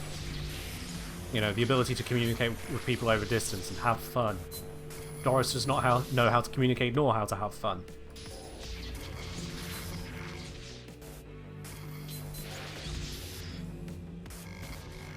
Come on, where you at? Where is it? Oh no, I misread it. This way? In here. Got it. Yoink. Yeah, I'm just going to leave that one untouched. Someone else can be annoyed by that. Is it possible to target specific points on a ship? No. However, there are modules that interact with the ship in the way you're thinking about. So there are stasis webifiers, which will slow a ship down. Tracking disruptors, which you can make either to impair their range, tracking, or a little bit of both. ECM to make it where they can target nothing but the things trying to ECM them. You can use target painters to make it where the ship functionally appears bigger to your sensors than everyone else's to make it easier to hit them. You can use sensor dampeners to reduce their locking range or their locking speed. You can use warp disruptors to stop them warping off, warp scramblers to not only stop them warping off, but also make it where micro warp drives and micro jump drives don't function. You can use energy neutralizers to sap the energy out of them. So yeah, there are various forms of electronic warfare you can employ, which is the alternative to a piecemeal targeting system. When it comes to ships shooting ships, damage is just damage. Once your hit points hit 0 in structure, you're dead. If you're not in 0 structure, you're not dead.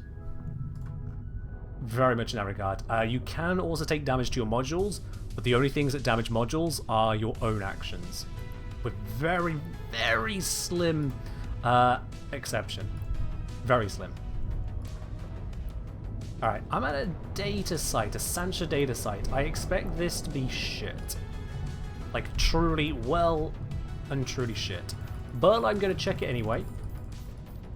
Because the site you don't check is the site that's worth $1 billion. I don't think one of these sites can be worth $1 billion. But I'm going to check it anyway. Let's see, what's inside of you? Number 1. Honestly, not great, but not bad enough to make me want to leave it. Let's crack it open. It ain't great, but I'm going to crack it open because I can. Let's face it, we play the game to play the game. Loot is not here. Is it there? No, no. No. No. Possibly this one. There it is. Cool. Grab you. Leave that thing because they are trash. They're not worth the inventory space. Said ships are ammunition. Can you kamikaze one into someone else's? Ships bump off each other, so they can't be kamikazed, although in lore that did happen. But if you want to just take your ship, fit it with the shortest range guns you have, and ram into someone's face going bah! Then sure, why not? That actually is the main tactic of suicide gankers. Alright, let's scan this one before I crack it. What's inside? Better. Sure, why not? Yeah. The only comparison between this game and Elite Dangerous is that you fly spaceships. That is literally the end of the comparison. If someone tries to convince you there is a greater comparison, all they are doing is retelling you the fact that you fly spaceships. They may be dressing it up in a different way, but they are still just telling you, you fly spaceships. There we go, loot acquired. Let's grab all of you. The rest of it is junk and will not be in my inventory, thank you very much. Like saying Destiny is a Warframe? It's worse than that. It's like saying Call of Duty is Warframe, because both of them you control a character with weapons and some abilities you can pick up. Destiny is far closer to Warframe than EVE Online is to Elite Dangerous. Far fucking closer. Even down to the first person, third person comparison, I'm correct there. Here, we're looking over the shoulder of my ship, versus Elite Dangerous, you're in the cockpit. COD, first person view, Warframe, over the shoulder. Even in that comparison, it's close. Oh wow, that isn't. objectively terrible cannon. I'm not even going to waste the time opening it. Fuck that one. That is shit. 240,000 is. You can't even buy a frigate for that sometimes. Hello, Cardus. How you doing? Do another cycle of Prop Mod. Hello, Penguin. Good morning to you. Things are going well here. Hope they're well where you are. Yeah, I've picked up quite a few of those containers, Quintus. Quite a few of them. It just means hanging around more in low sec, which I don't want to do right now. I was looking for gas, I'll be quite honest, but I get very easily distracted by data and relic sites because this is just fun to do to me. Oh, hello. Floor 6. It's here. It's here. It's here. It's here. Where is it? Where is it? There it is. I just find that fun. Alright, last of these containers in this one. Only space game you played is No Man's Sky? Yeah, fair enough. No Man's Sky to this game is kind of like Minecraft to World of Warcraft. Yeah.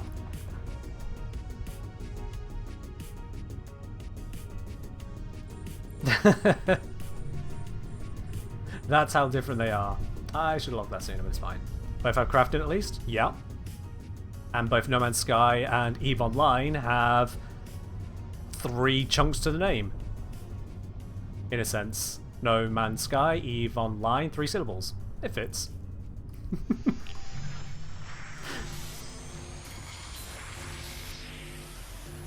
Oh, wow, it's easy. Yoink! That's mine now. Scoopy loop. Are you able to fly into the atmosphere of planets on Eve? Nope. It is purely a space game. Vanguard does not exist.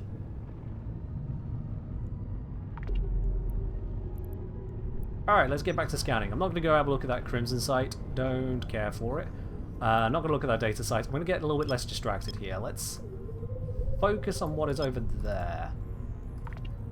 Now I've got quite a chunk of loot from this star system. I'm happy to refine myself a bit.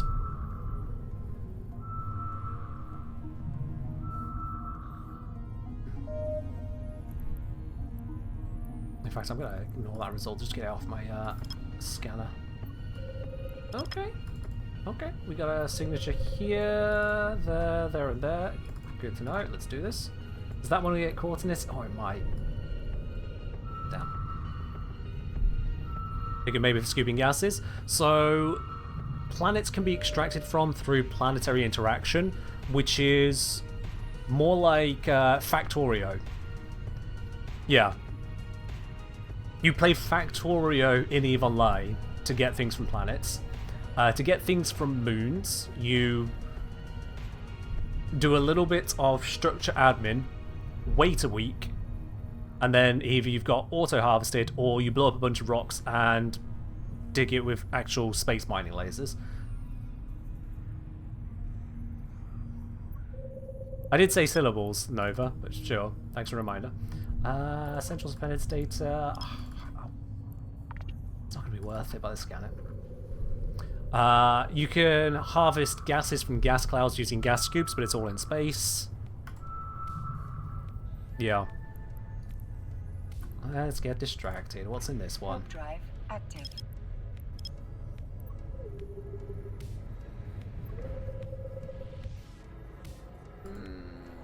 Don't want to bring the scan down to 1AU, so I'll do it from there. Oh, wait, no, didn't I scan this at a 4? Oh, I might have scanned this at a 4. That was an unnecessary scan. Damn. Well, it's a wormhole. I don't want the wormhole. Fuck off. That was actually convenient. Well, these are all nicely grouped up. That's unusual for a data site.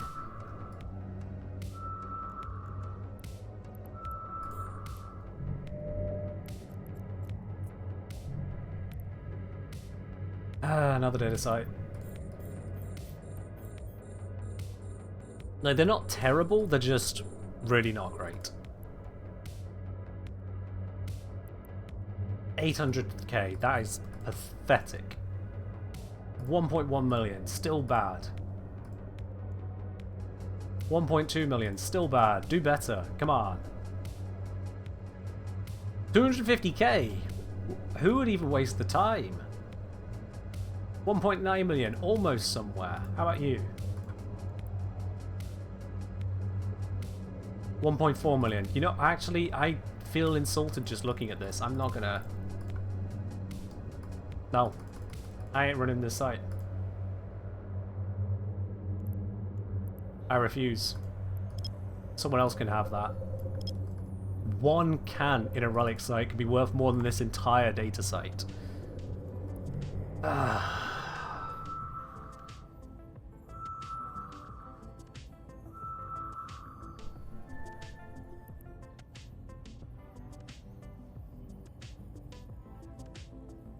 Yeah, my single recommendation to anyone who thinks about plexing their account, Quintus, is don't. If anyone still wishes to plex their account after that advice, that is on them, not me. But my premium top tier advice on plexing an account is don't. If you are so utterly destitute as to not be able to afford a subscription, play a different game. What is plexing? So, just like in various other games, I think EVE Online was one of the first to do this though, you can spend a whole bunch of in-game cash to buy Plex from people, Pilot License Extension. And that allows you to purchase a month subscription, or however many months based on however many Plex you get. The problem with that is that you'll be spending a lot of in-game money on it. Just like people can buy Platinum using in-game loot in Warframe, but at least in Warframe there's not a subscription to work towards. But yeah, imagine it was like... Imagine you were purchasing every single booster, a monthly booster every single time. However, the only thing you could sell was the things you got from relics. Nothing else. That should give you an idea as to the amount of work involved to keep an account plexed. If you're good at opening relics, you're quick at opening them, you could probably get a decent amount. If you're running in groups, you can get a fair amount and probably not blink at the cost.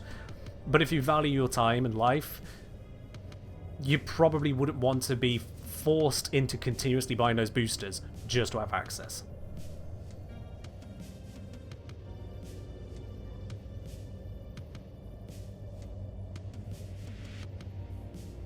Of course they would be, Quintus. They need their money to make the shareholders happy. Warp drive active. So currently, it costs 2.8 billion ISK, maybe coming up towards 3 billion, to have a 1-month subscription for one account. And I've been talking in terms of millions in these cans here. Ask yourself if that sounds like the kind of thing worth your time. When you could just keep the money and just buy the subscription. Hell, what I'm doing here, aside from the going invisible bit, you could do without a subscription. It's just, with a sub, you get access to better ships, better tools. Oh.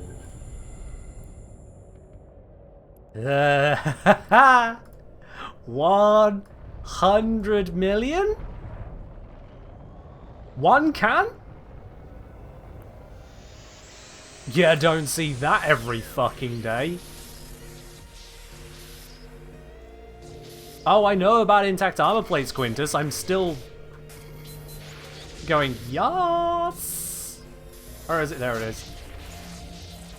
Yes! Sweet. Motherfucking load of money right there.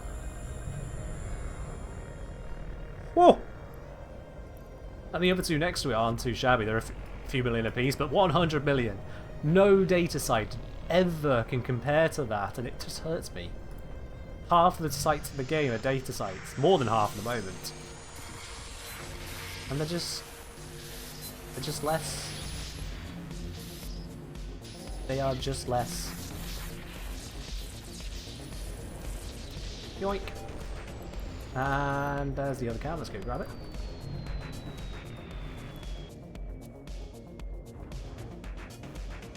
Fair do, Paraprox. Yeah, 100 million in a single can. This is why you come to the wormhole space for these kinds of sites. Because they can have sites with styles or types or factions from across all regions of space. And these Sancha ones, oh boy, howdy do they have loot in them sometimes. Sometimes.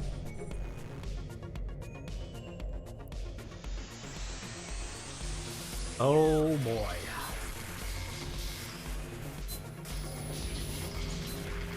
It's this kind of amazing payday that mining doesn't have. You can't get lucky mining. You always know what you're going to get mining. There are no gold rushes in mining in either line. There is no striking an ultra vein. There is no surprise. Jackpot moons exist? Okay, Quintus, walk me through how a jackpot moon is in some way unexpected at this stage of the game.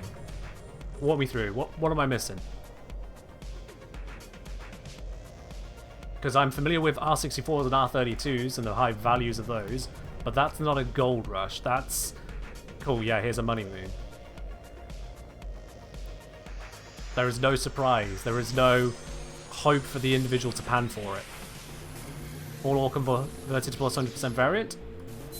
Okay, I'll be honest, I didn't hear that such a thing even existed, so I'll give it that. So moons can occasionally give you a double value. It's not much of a gold rush.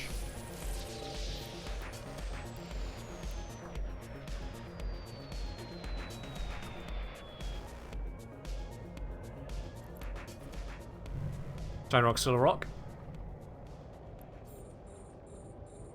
Yeah. Like, there's no chance for you to mine pure mega sites. There's no chance for you to hit just the absolute overload of value. Even on a small temporary rock, something that a scouting bench would be like, holy shit, I want this.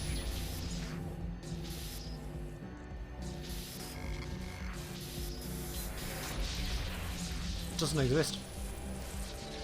New mining alarms spawn a Potchman home system anomaly. Yeah, but again, that's the Potchman values. I've looked at the values, Quintus, and it's just not much of it there. That's not a gold rush. Plus, again, that's an escalation from the existing player-generated site.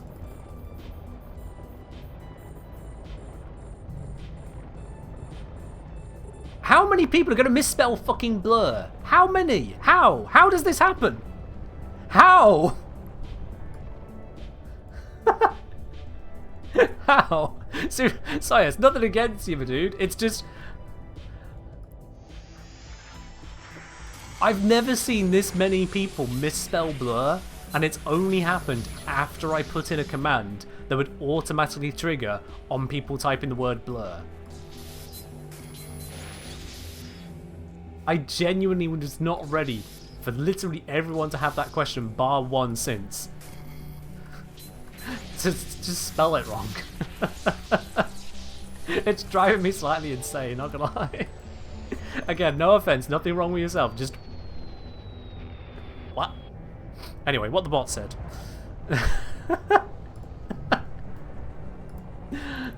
God, it's just weird. Alright, I know I'm carrying all this cargo, but I'm going to keep scanning. There are a few more things to scan, and boy howdy, I'm going to keep scanning.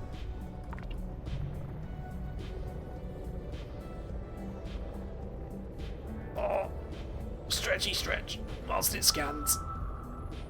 I should probably move away from this location, because when it pops, it's going to decloak me. Warp drive active. Learn that one medium way.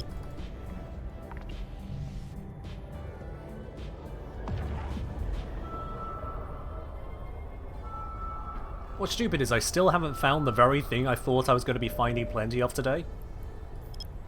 The one thing I was expecting and hoping to find was some simple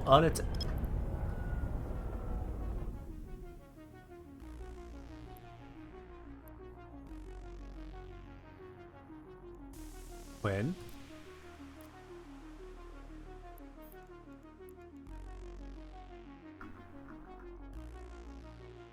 There is a small tower with a ship maintenance array and nothing else.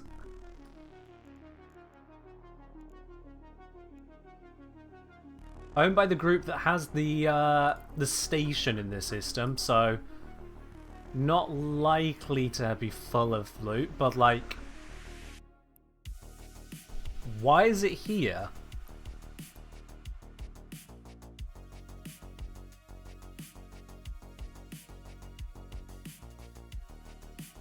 They have a, was it an Asbel? Raitaru, even. They have a Raitaru. Why is this here?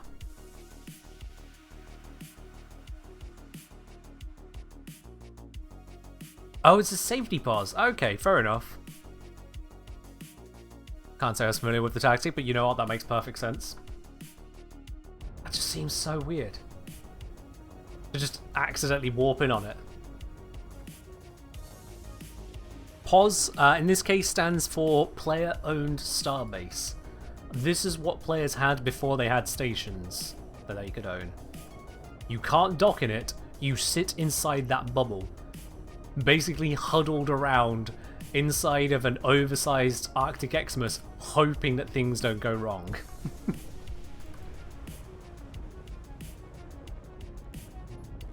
It is unusual to see them these days, even more unusual to see them with no guns. That is odd to me.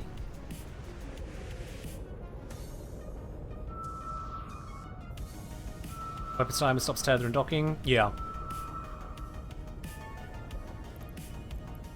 Alright, let's see what's inside of this one. Probably nothing good, but let's have a look anyway. Let's check you. What are you hiding?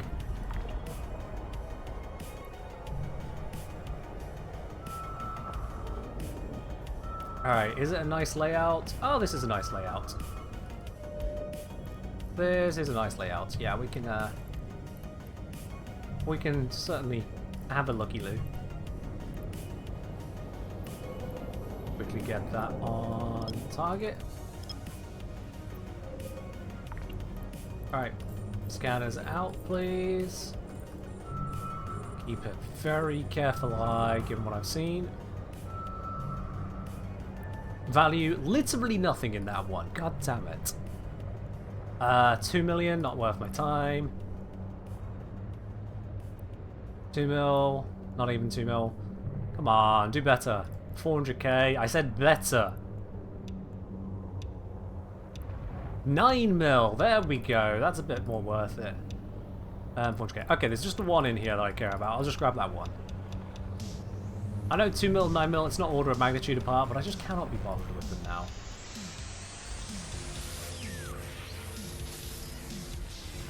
Those cargo scanners just saved me a whole bunch of time cracking all the others, only to be filled with bitterness and regret.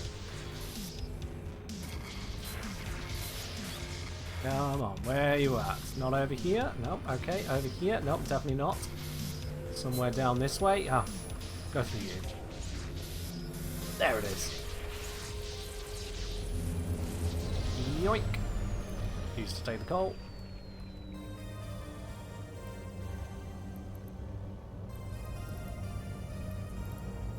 Ignore, ignore. You know what? I can't be bothered with you. Ignore. There we are. Alright, next one here.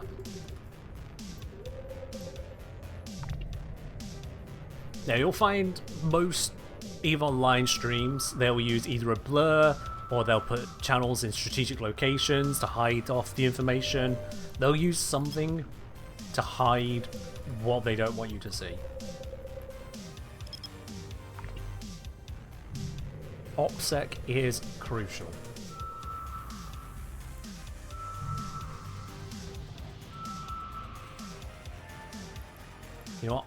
Tetramon mode, probably shit, but okay, we're running out of stuff in this system.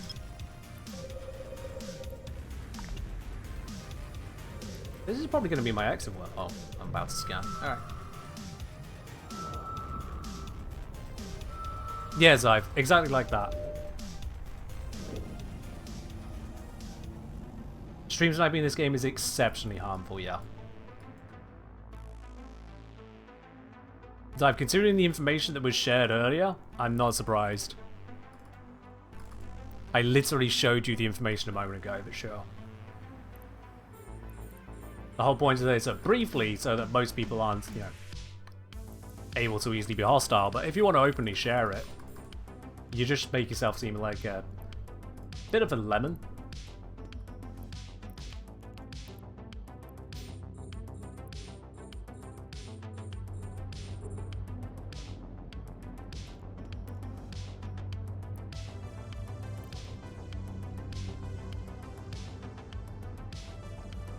Okay, I have no idea where that stuff's... Oh, there it is.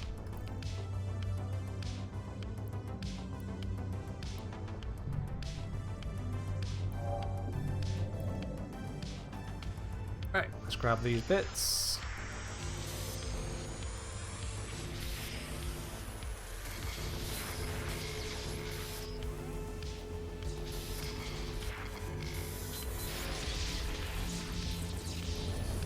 There we go.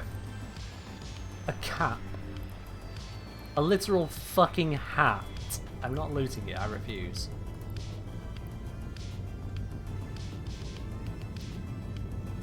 Worth basically nothing anyway, but god damn it, a hat in this game of games.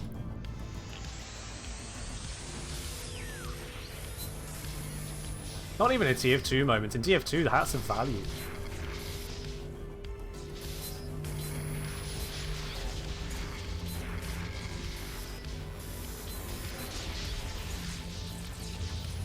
There we go. I'll grab you as well. Why not? And we're good. Warp drive active. Want to flex all the clothes, hats and shoes? I'm good, thanks. I'm good. Although I do have a military coat. Somewhere.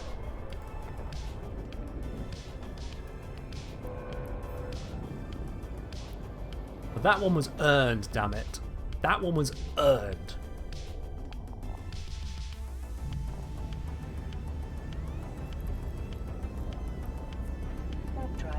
Alright. I think that is enough of that dicking about with this ship and carrying all of this loot right here. Oh boy. 228 million, but that is including some of the stuff that I brought in the first place. We'll filter out some of that. I mean, we're still doing pretty damn shiny.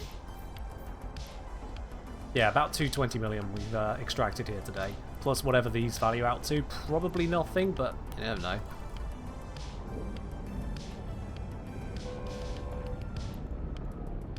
Sorry, Queen, you're gonna have to be a bit more specific with your question, because like there's a whole live stream happening.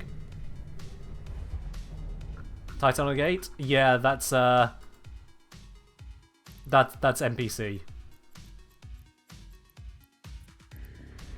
That's NPC, Quintus. Spot loading bullshit from that lot. Not even hiding a location at this point.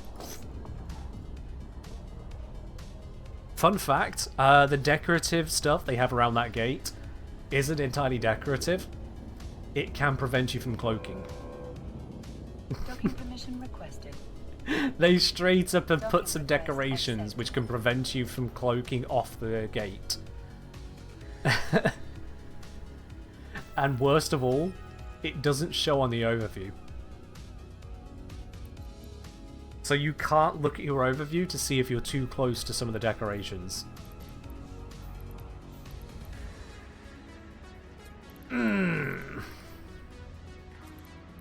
Alright, let's have a look at these blueprints. Is it possible to track a player's warp? Yeah, what Queen said, sort of not really. If you visibly watch them, you can see the direction they go. And you can use your directional scanners to try and narrow down the location they've gone to, but usually speaking, you want to track a person when they've landed, because then you can use probes to lock onto their exact location, warp to that location. So let's see, this builds for 21.5 and is valued at 24. Okay. That's more positive than I was expecting, I'll be honest with you. What is it? It's still even new. For a battleship size, reduce the ship's CPU need for power upgrade modules. Who the fuck would use this? I don't care how valuable it says it is. The volume on this has got to be negative. And what's the other one I found? Small, low friction nozzle joints. Increases agility, expensive armor. That one I could see people using, honestly. Build cost 1 million, sale price 2 billion. Those are like hotcakes. I presume you mean low friction nozzle joints, Quintus. I presume you mean those. And I don't have everything to build it. Darn. I need impetus consoles, which apparently in all of that looting, I did not find any. All these blue bits here, and I'm missing that blue. Yeah, it is what it is. This blueprint is not worth much. It's only got 2 runs on it. If you ran it, 2 million materials for 4 million process. It is not worth much. But the large power grid one, my god, that just looks like crap. What about this medium ansil? This has got to be worth shit. The remote one, no less. Ew. 12.6 mil for 17 mil. Okay, that's more profit than I expected. That is genuinely more than I expected. So I've got 2 potentially profitable blueprints and 1 stupid one. Fair enough, we'll slap them into the loot folder. Filaments, I don't use them. They can go to someone else who wants to make that easy money. Cores, go in sleeper tech. This into loot. Yep, loot, loot, loot, loot, loot. All of that is just loot. There we go. And these 2 can go into loot as well. Actually, you know what? Armageddon Navy issue Sarum skin. Armageddon Navy issue. Why is there a separate skin for the Armageddon Navy issue? It's just an Armageddon. It's just an Armageddon. Why is there a separate skin for... Oh, of course there is. Game. Crew Wars I don't use. Anes I don't use. Yeah, we'll just sell them eventually. That's fine. Ansel stuff needs BBCs from data sites, as far as you're aware. It does, yeah, it's just there's plenty of them. All the Navy issues of their own. Ugh. It just seems pointless. But then that's cosmetics for you. Most cosmetics are fucking pointless. And the models can be different? They're not that different. It's not like a Fed Navy Comet.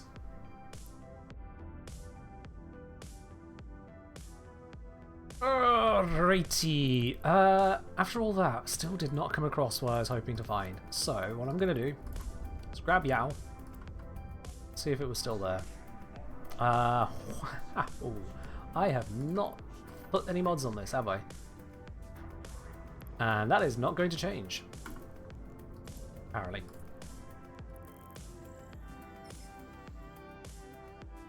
Comet is Navy only, doesn't have baseline comparison, that's what I'm saying, yeah. Most of the Navy issues that I recall from the past, at least, were functionally skins. Osprey Navy compared to Osprey? Well, they fucked around with the Osprey model, didn't they?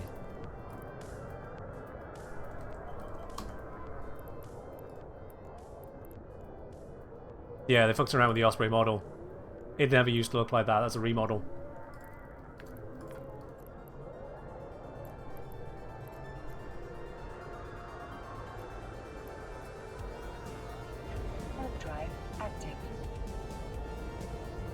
But it is what it is. Alright. Warp engage, flying over to this Stargate. So this teeny tiny little tinker of a ship It's one of the cheapest ships in the entire game. What I have equipped to it isn't as cheap, but the ship itself is dirt fucking cheap.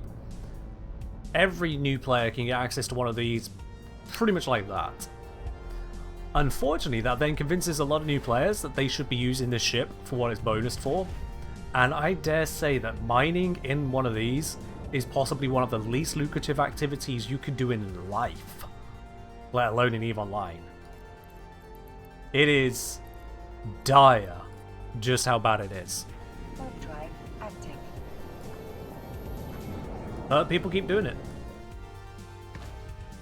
Alright, you take care, bye. There's not going to be any more dollar cans, but thank you all the same. You take care.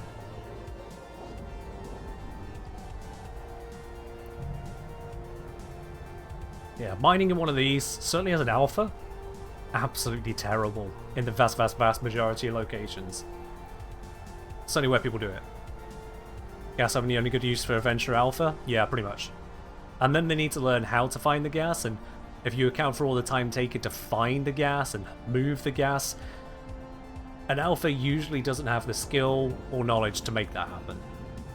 Potchman at Stretch, again, the know-how to bring it together. Granted, Potchman's more accessible, but even still. I just feel like mining early game is so pathetic, it is an absolute trap for a new player to be pointed at it. Warp drive active. It's just a trap. Now this, on the other hand, is also a trap, but it's a trap I'm doing. Because I imagine I am going to be attacked.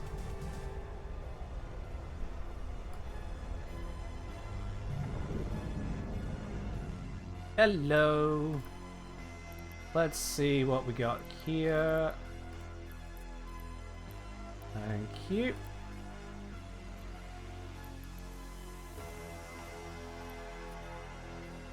Warp drive active. Alpha skill is forced away from industry mining towards ratting. They forced it away, but at the same time, it's one of the first things people grab onto.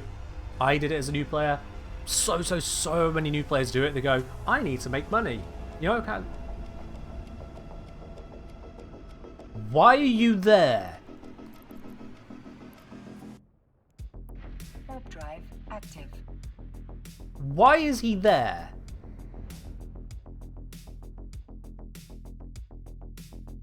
Why is there an Ishtar in a random belt in low sec?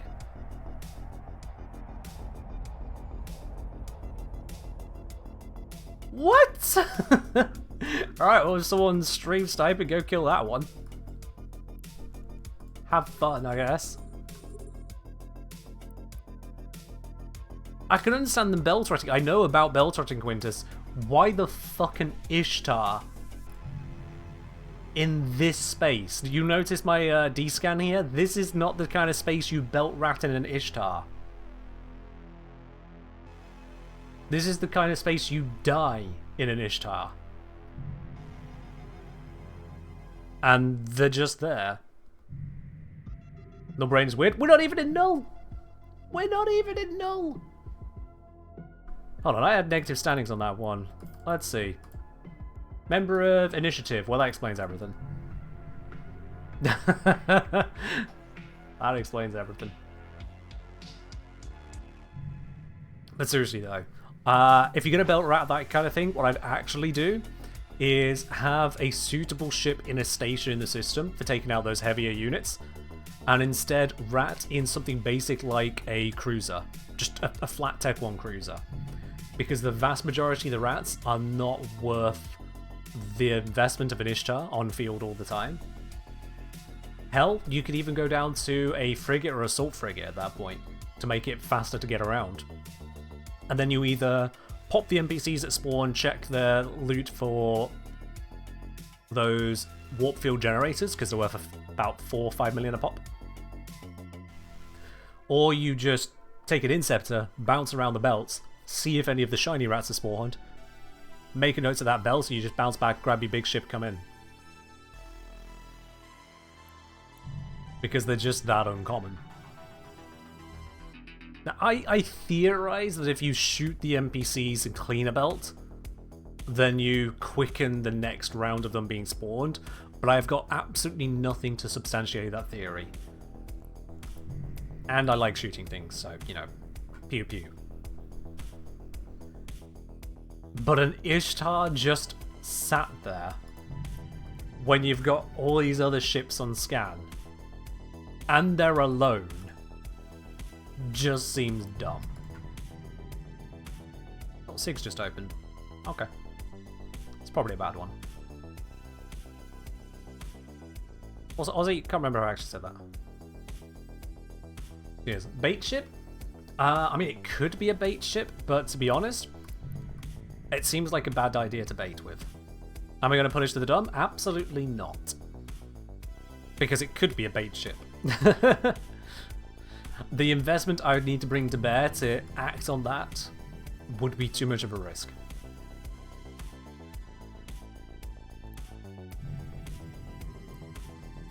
I am quite happy to leave them to their silliness, and if someone else wants to take them up on it, they can go right ahead. Because that ship there, it's not a defenseless ship. An Ishtar is a heavy assault Tech 2 cruiser. And I currently have a shovel. Yeah.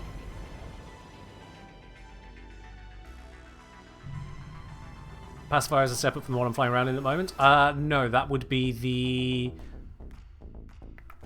Well, Pacifier is the stealth bomber for the Ma. The one I was playing before? No. Like I say, Pacifier...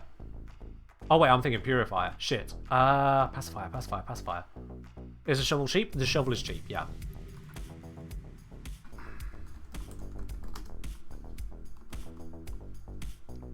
Remind me... Oh, Concord Covops. Alright, yeah, so it's a Covops with damage fitting. Yeah. Yeah. If you wanted to have a covert op ship that could also fit guns, sure, why not? I feel like that defeats the purpose of the Covops. Does it run drones? Doesn't even run drones. 5 highs, 4 of those hard points. Yeah, if you wanted.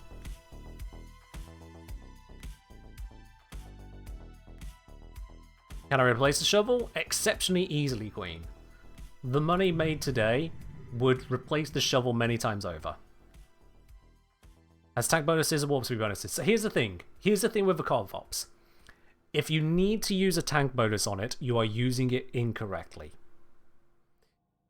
Warp speed bonus, I can get behind. But, like, how big of a warp speed bonus is it? Let's have a look. Warp speed bonus...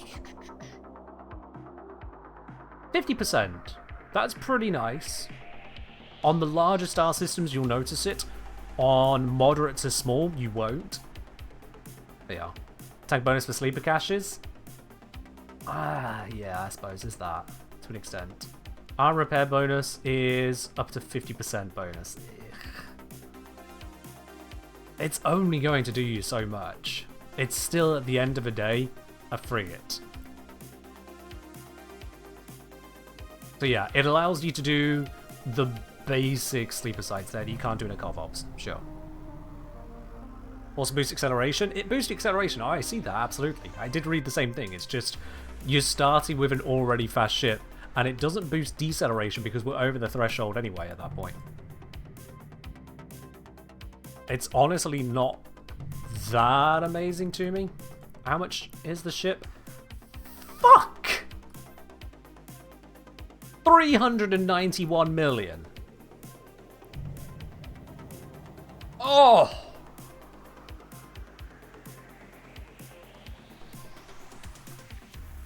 God, you better be good at flying that. You better be watching your damn scans with that ship. Oh, that'll set you back if you're not careful.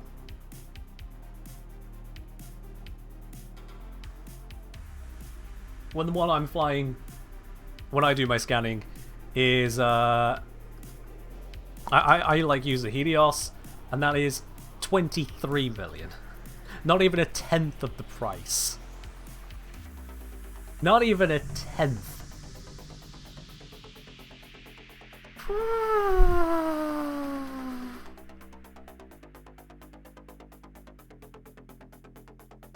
It's a good answer to the Estero. I mean, if you want to get involved in that, sure, go right ahead. Frigates fighting frigates. Yeah, it can fight a frigate. Frigates fighting frigates. I prefer my Covops because it's narrowing right down on exactly what I'm there for. Get in, get the shit, get out. I don't have to worry about trying to fight my way in and out of situations. I am simply going to run. And I'm damn good at running.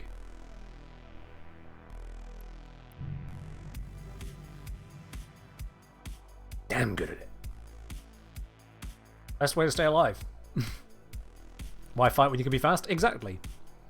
Fighting isn't profitable.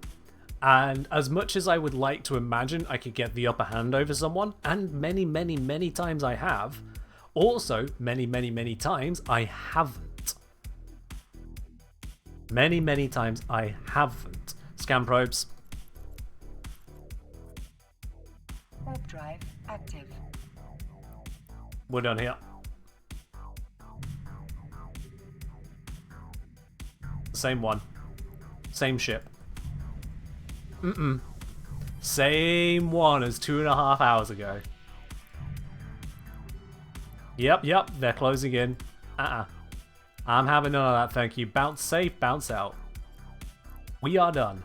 How much did I grab whilst chatting shit there? 7 million's worth. It's some gas. It's not even the right gas for me, it's just the only gas site I found this entire day. Yeah.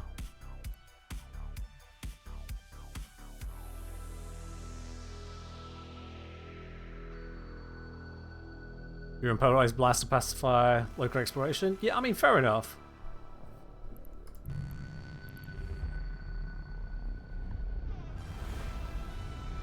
I'm not saying you won't get kills with it. I'm saying that its design is to go and get kills, which is different to what I use a Covert Ops for. So to suggest it is the step up is almost a misnomer, because it's a different role at that point. Active. It's just a different thing. Dr. I'll say, I feel like I did enjoy Eve, but I feel like it'd be too much of a chore. So, Eve is one of those games where you get out of it what you put into it, but it is a long game.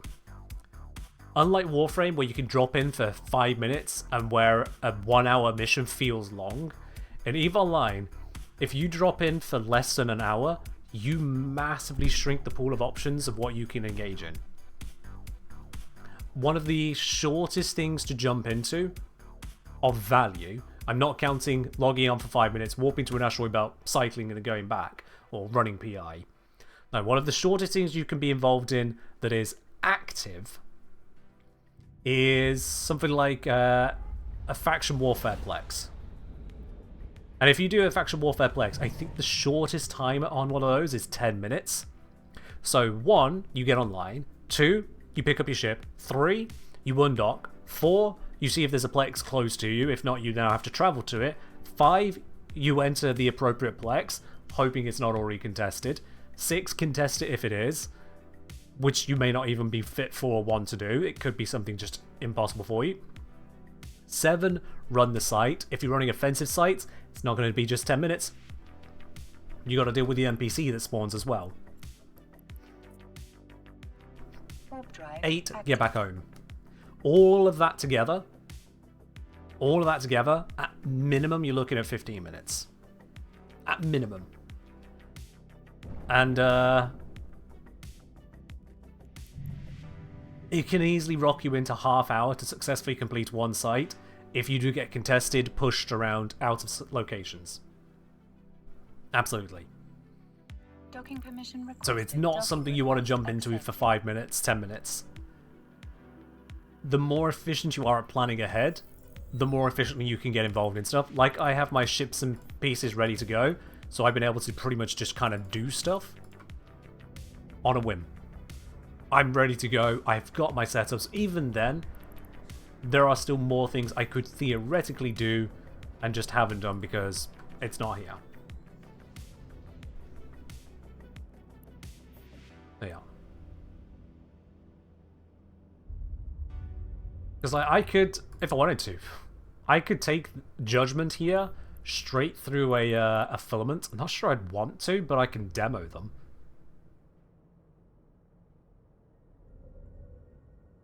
These basic filaments are worth absolute ass, though. They are really terrible. Let's see, what even environments does this one have? Reduced weapon range, enhances ship velocity.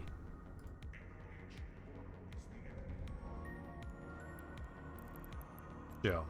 Electrical is the EM effect. Electrical exotic. What does that one do? Reduced kinetic, enhanced scan resolution. That's not great. Actually, it's not terrible for that ship. But yeah.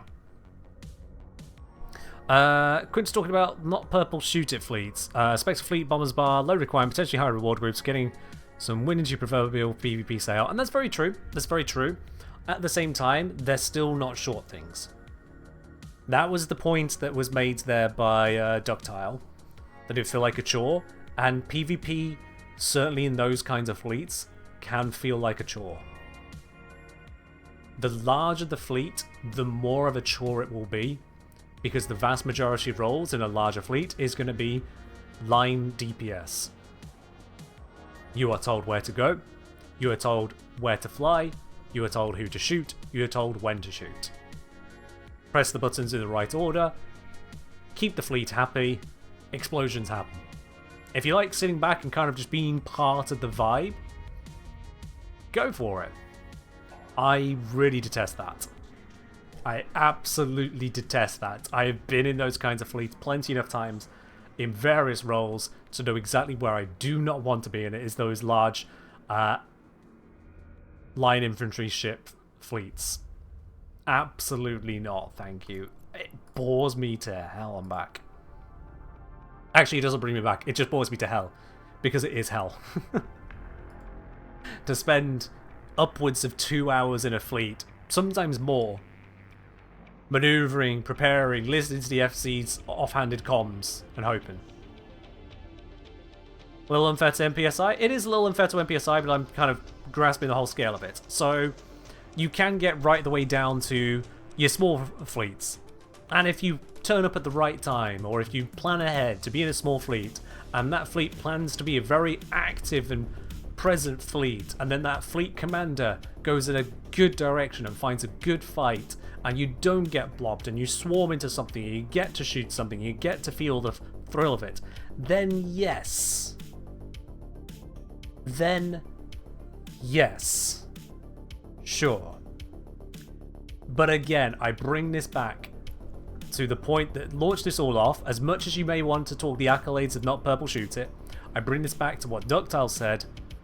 They feel like they would enjoy EVE, but they feel like it would be too much of a chore. And that is absolutely true. It can and will be a chore at times, and the less carefully you plan for the content you want to engage with, the more it can feel like a chore. It's Minecraft set to hard mode, ultra hard mode at times, it feels like, but it's Minecraft set to hard mode, where everyone's on one server, and the only reason the whole world hasn't been leveled flat is because there are literal zones you can't damage. You could eke out a base, but to build some crazy stuff, there's going to be chores, even if you spend the money to skip ahead. It is going to be niche, yeah.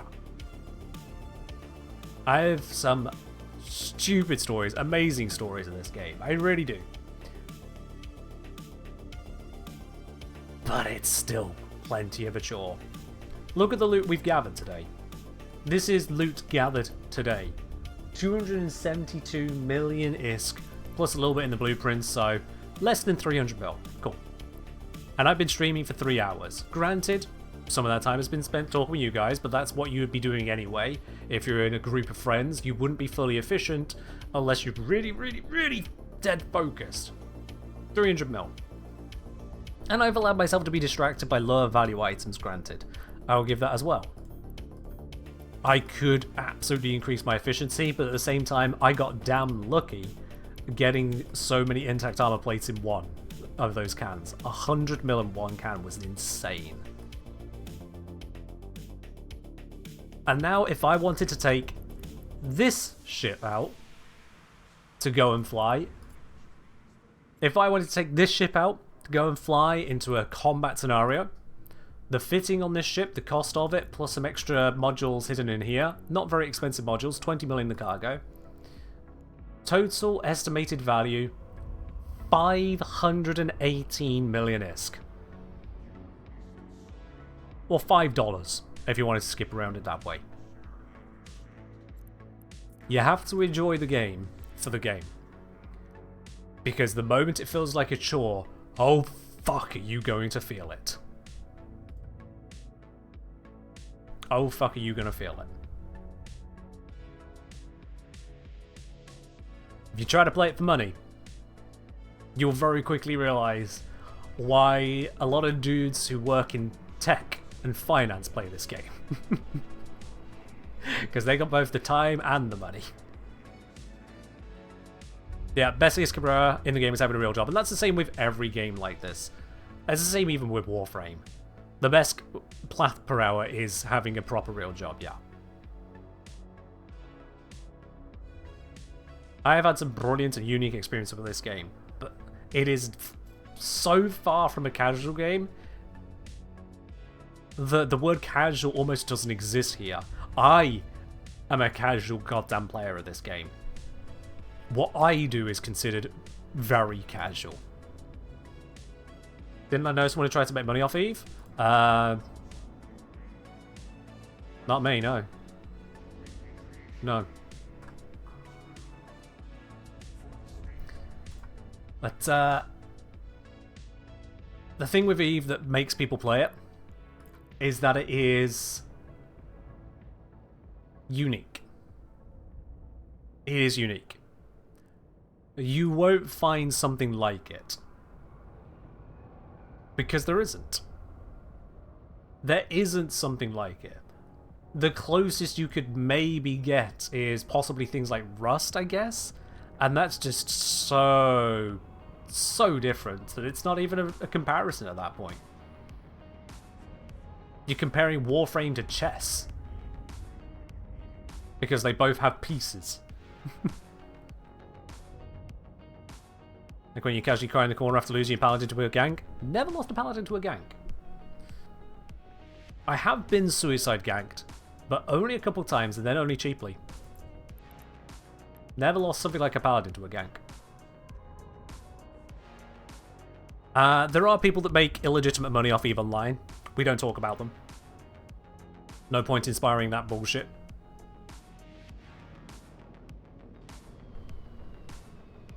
There's a dude making 5k a month off having a stranglehold on the NPC Satoyo system.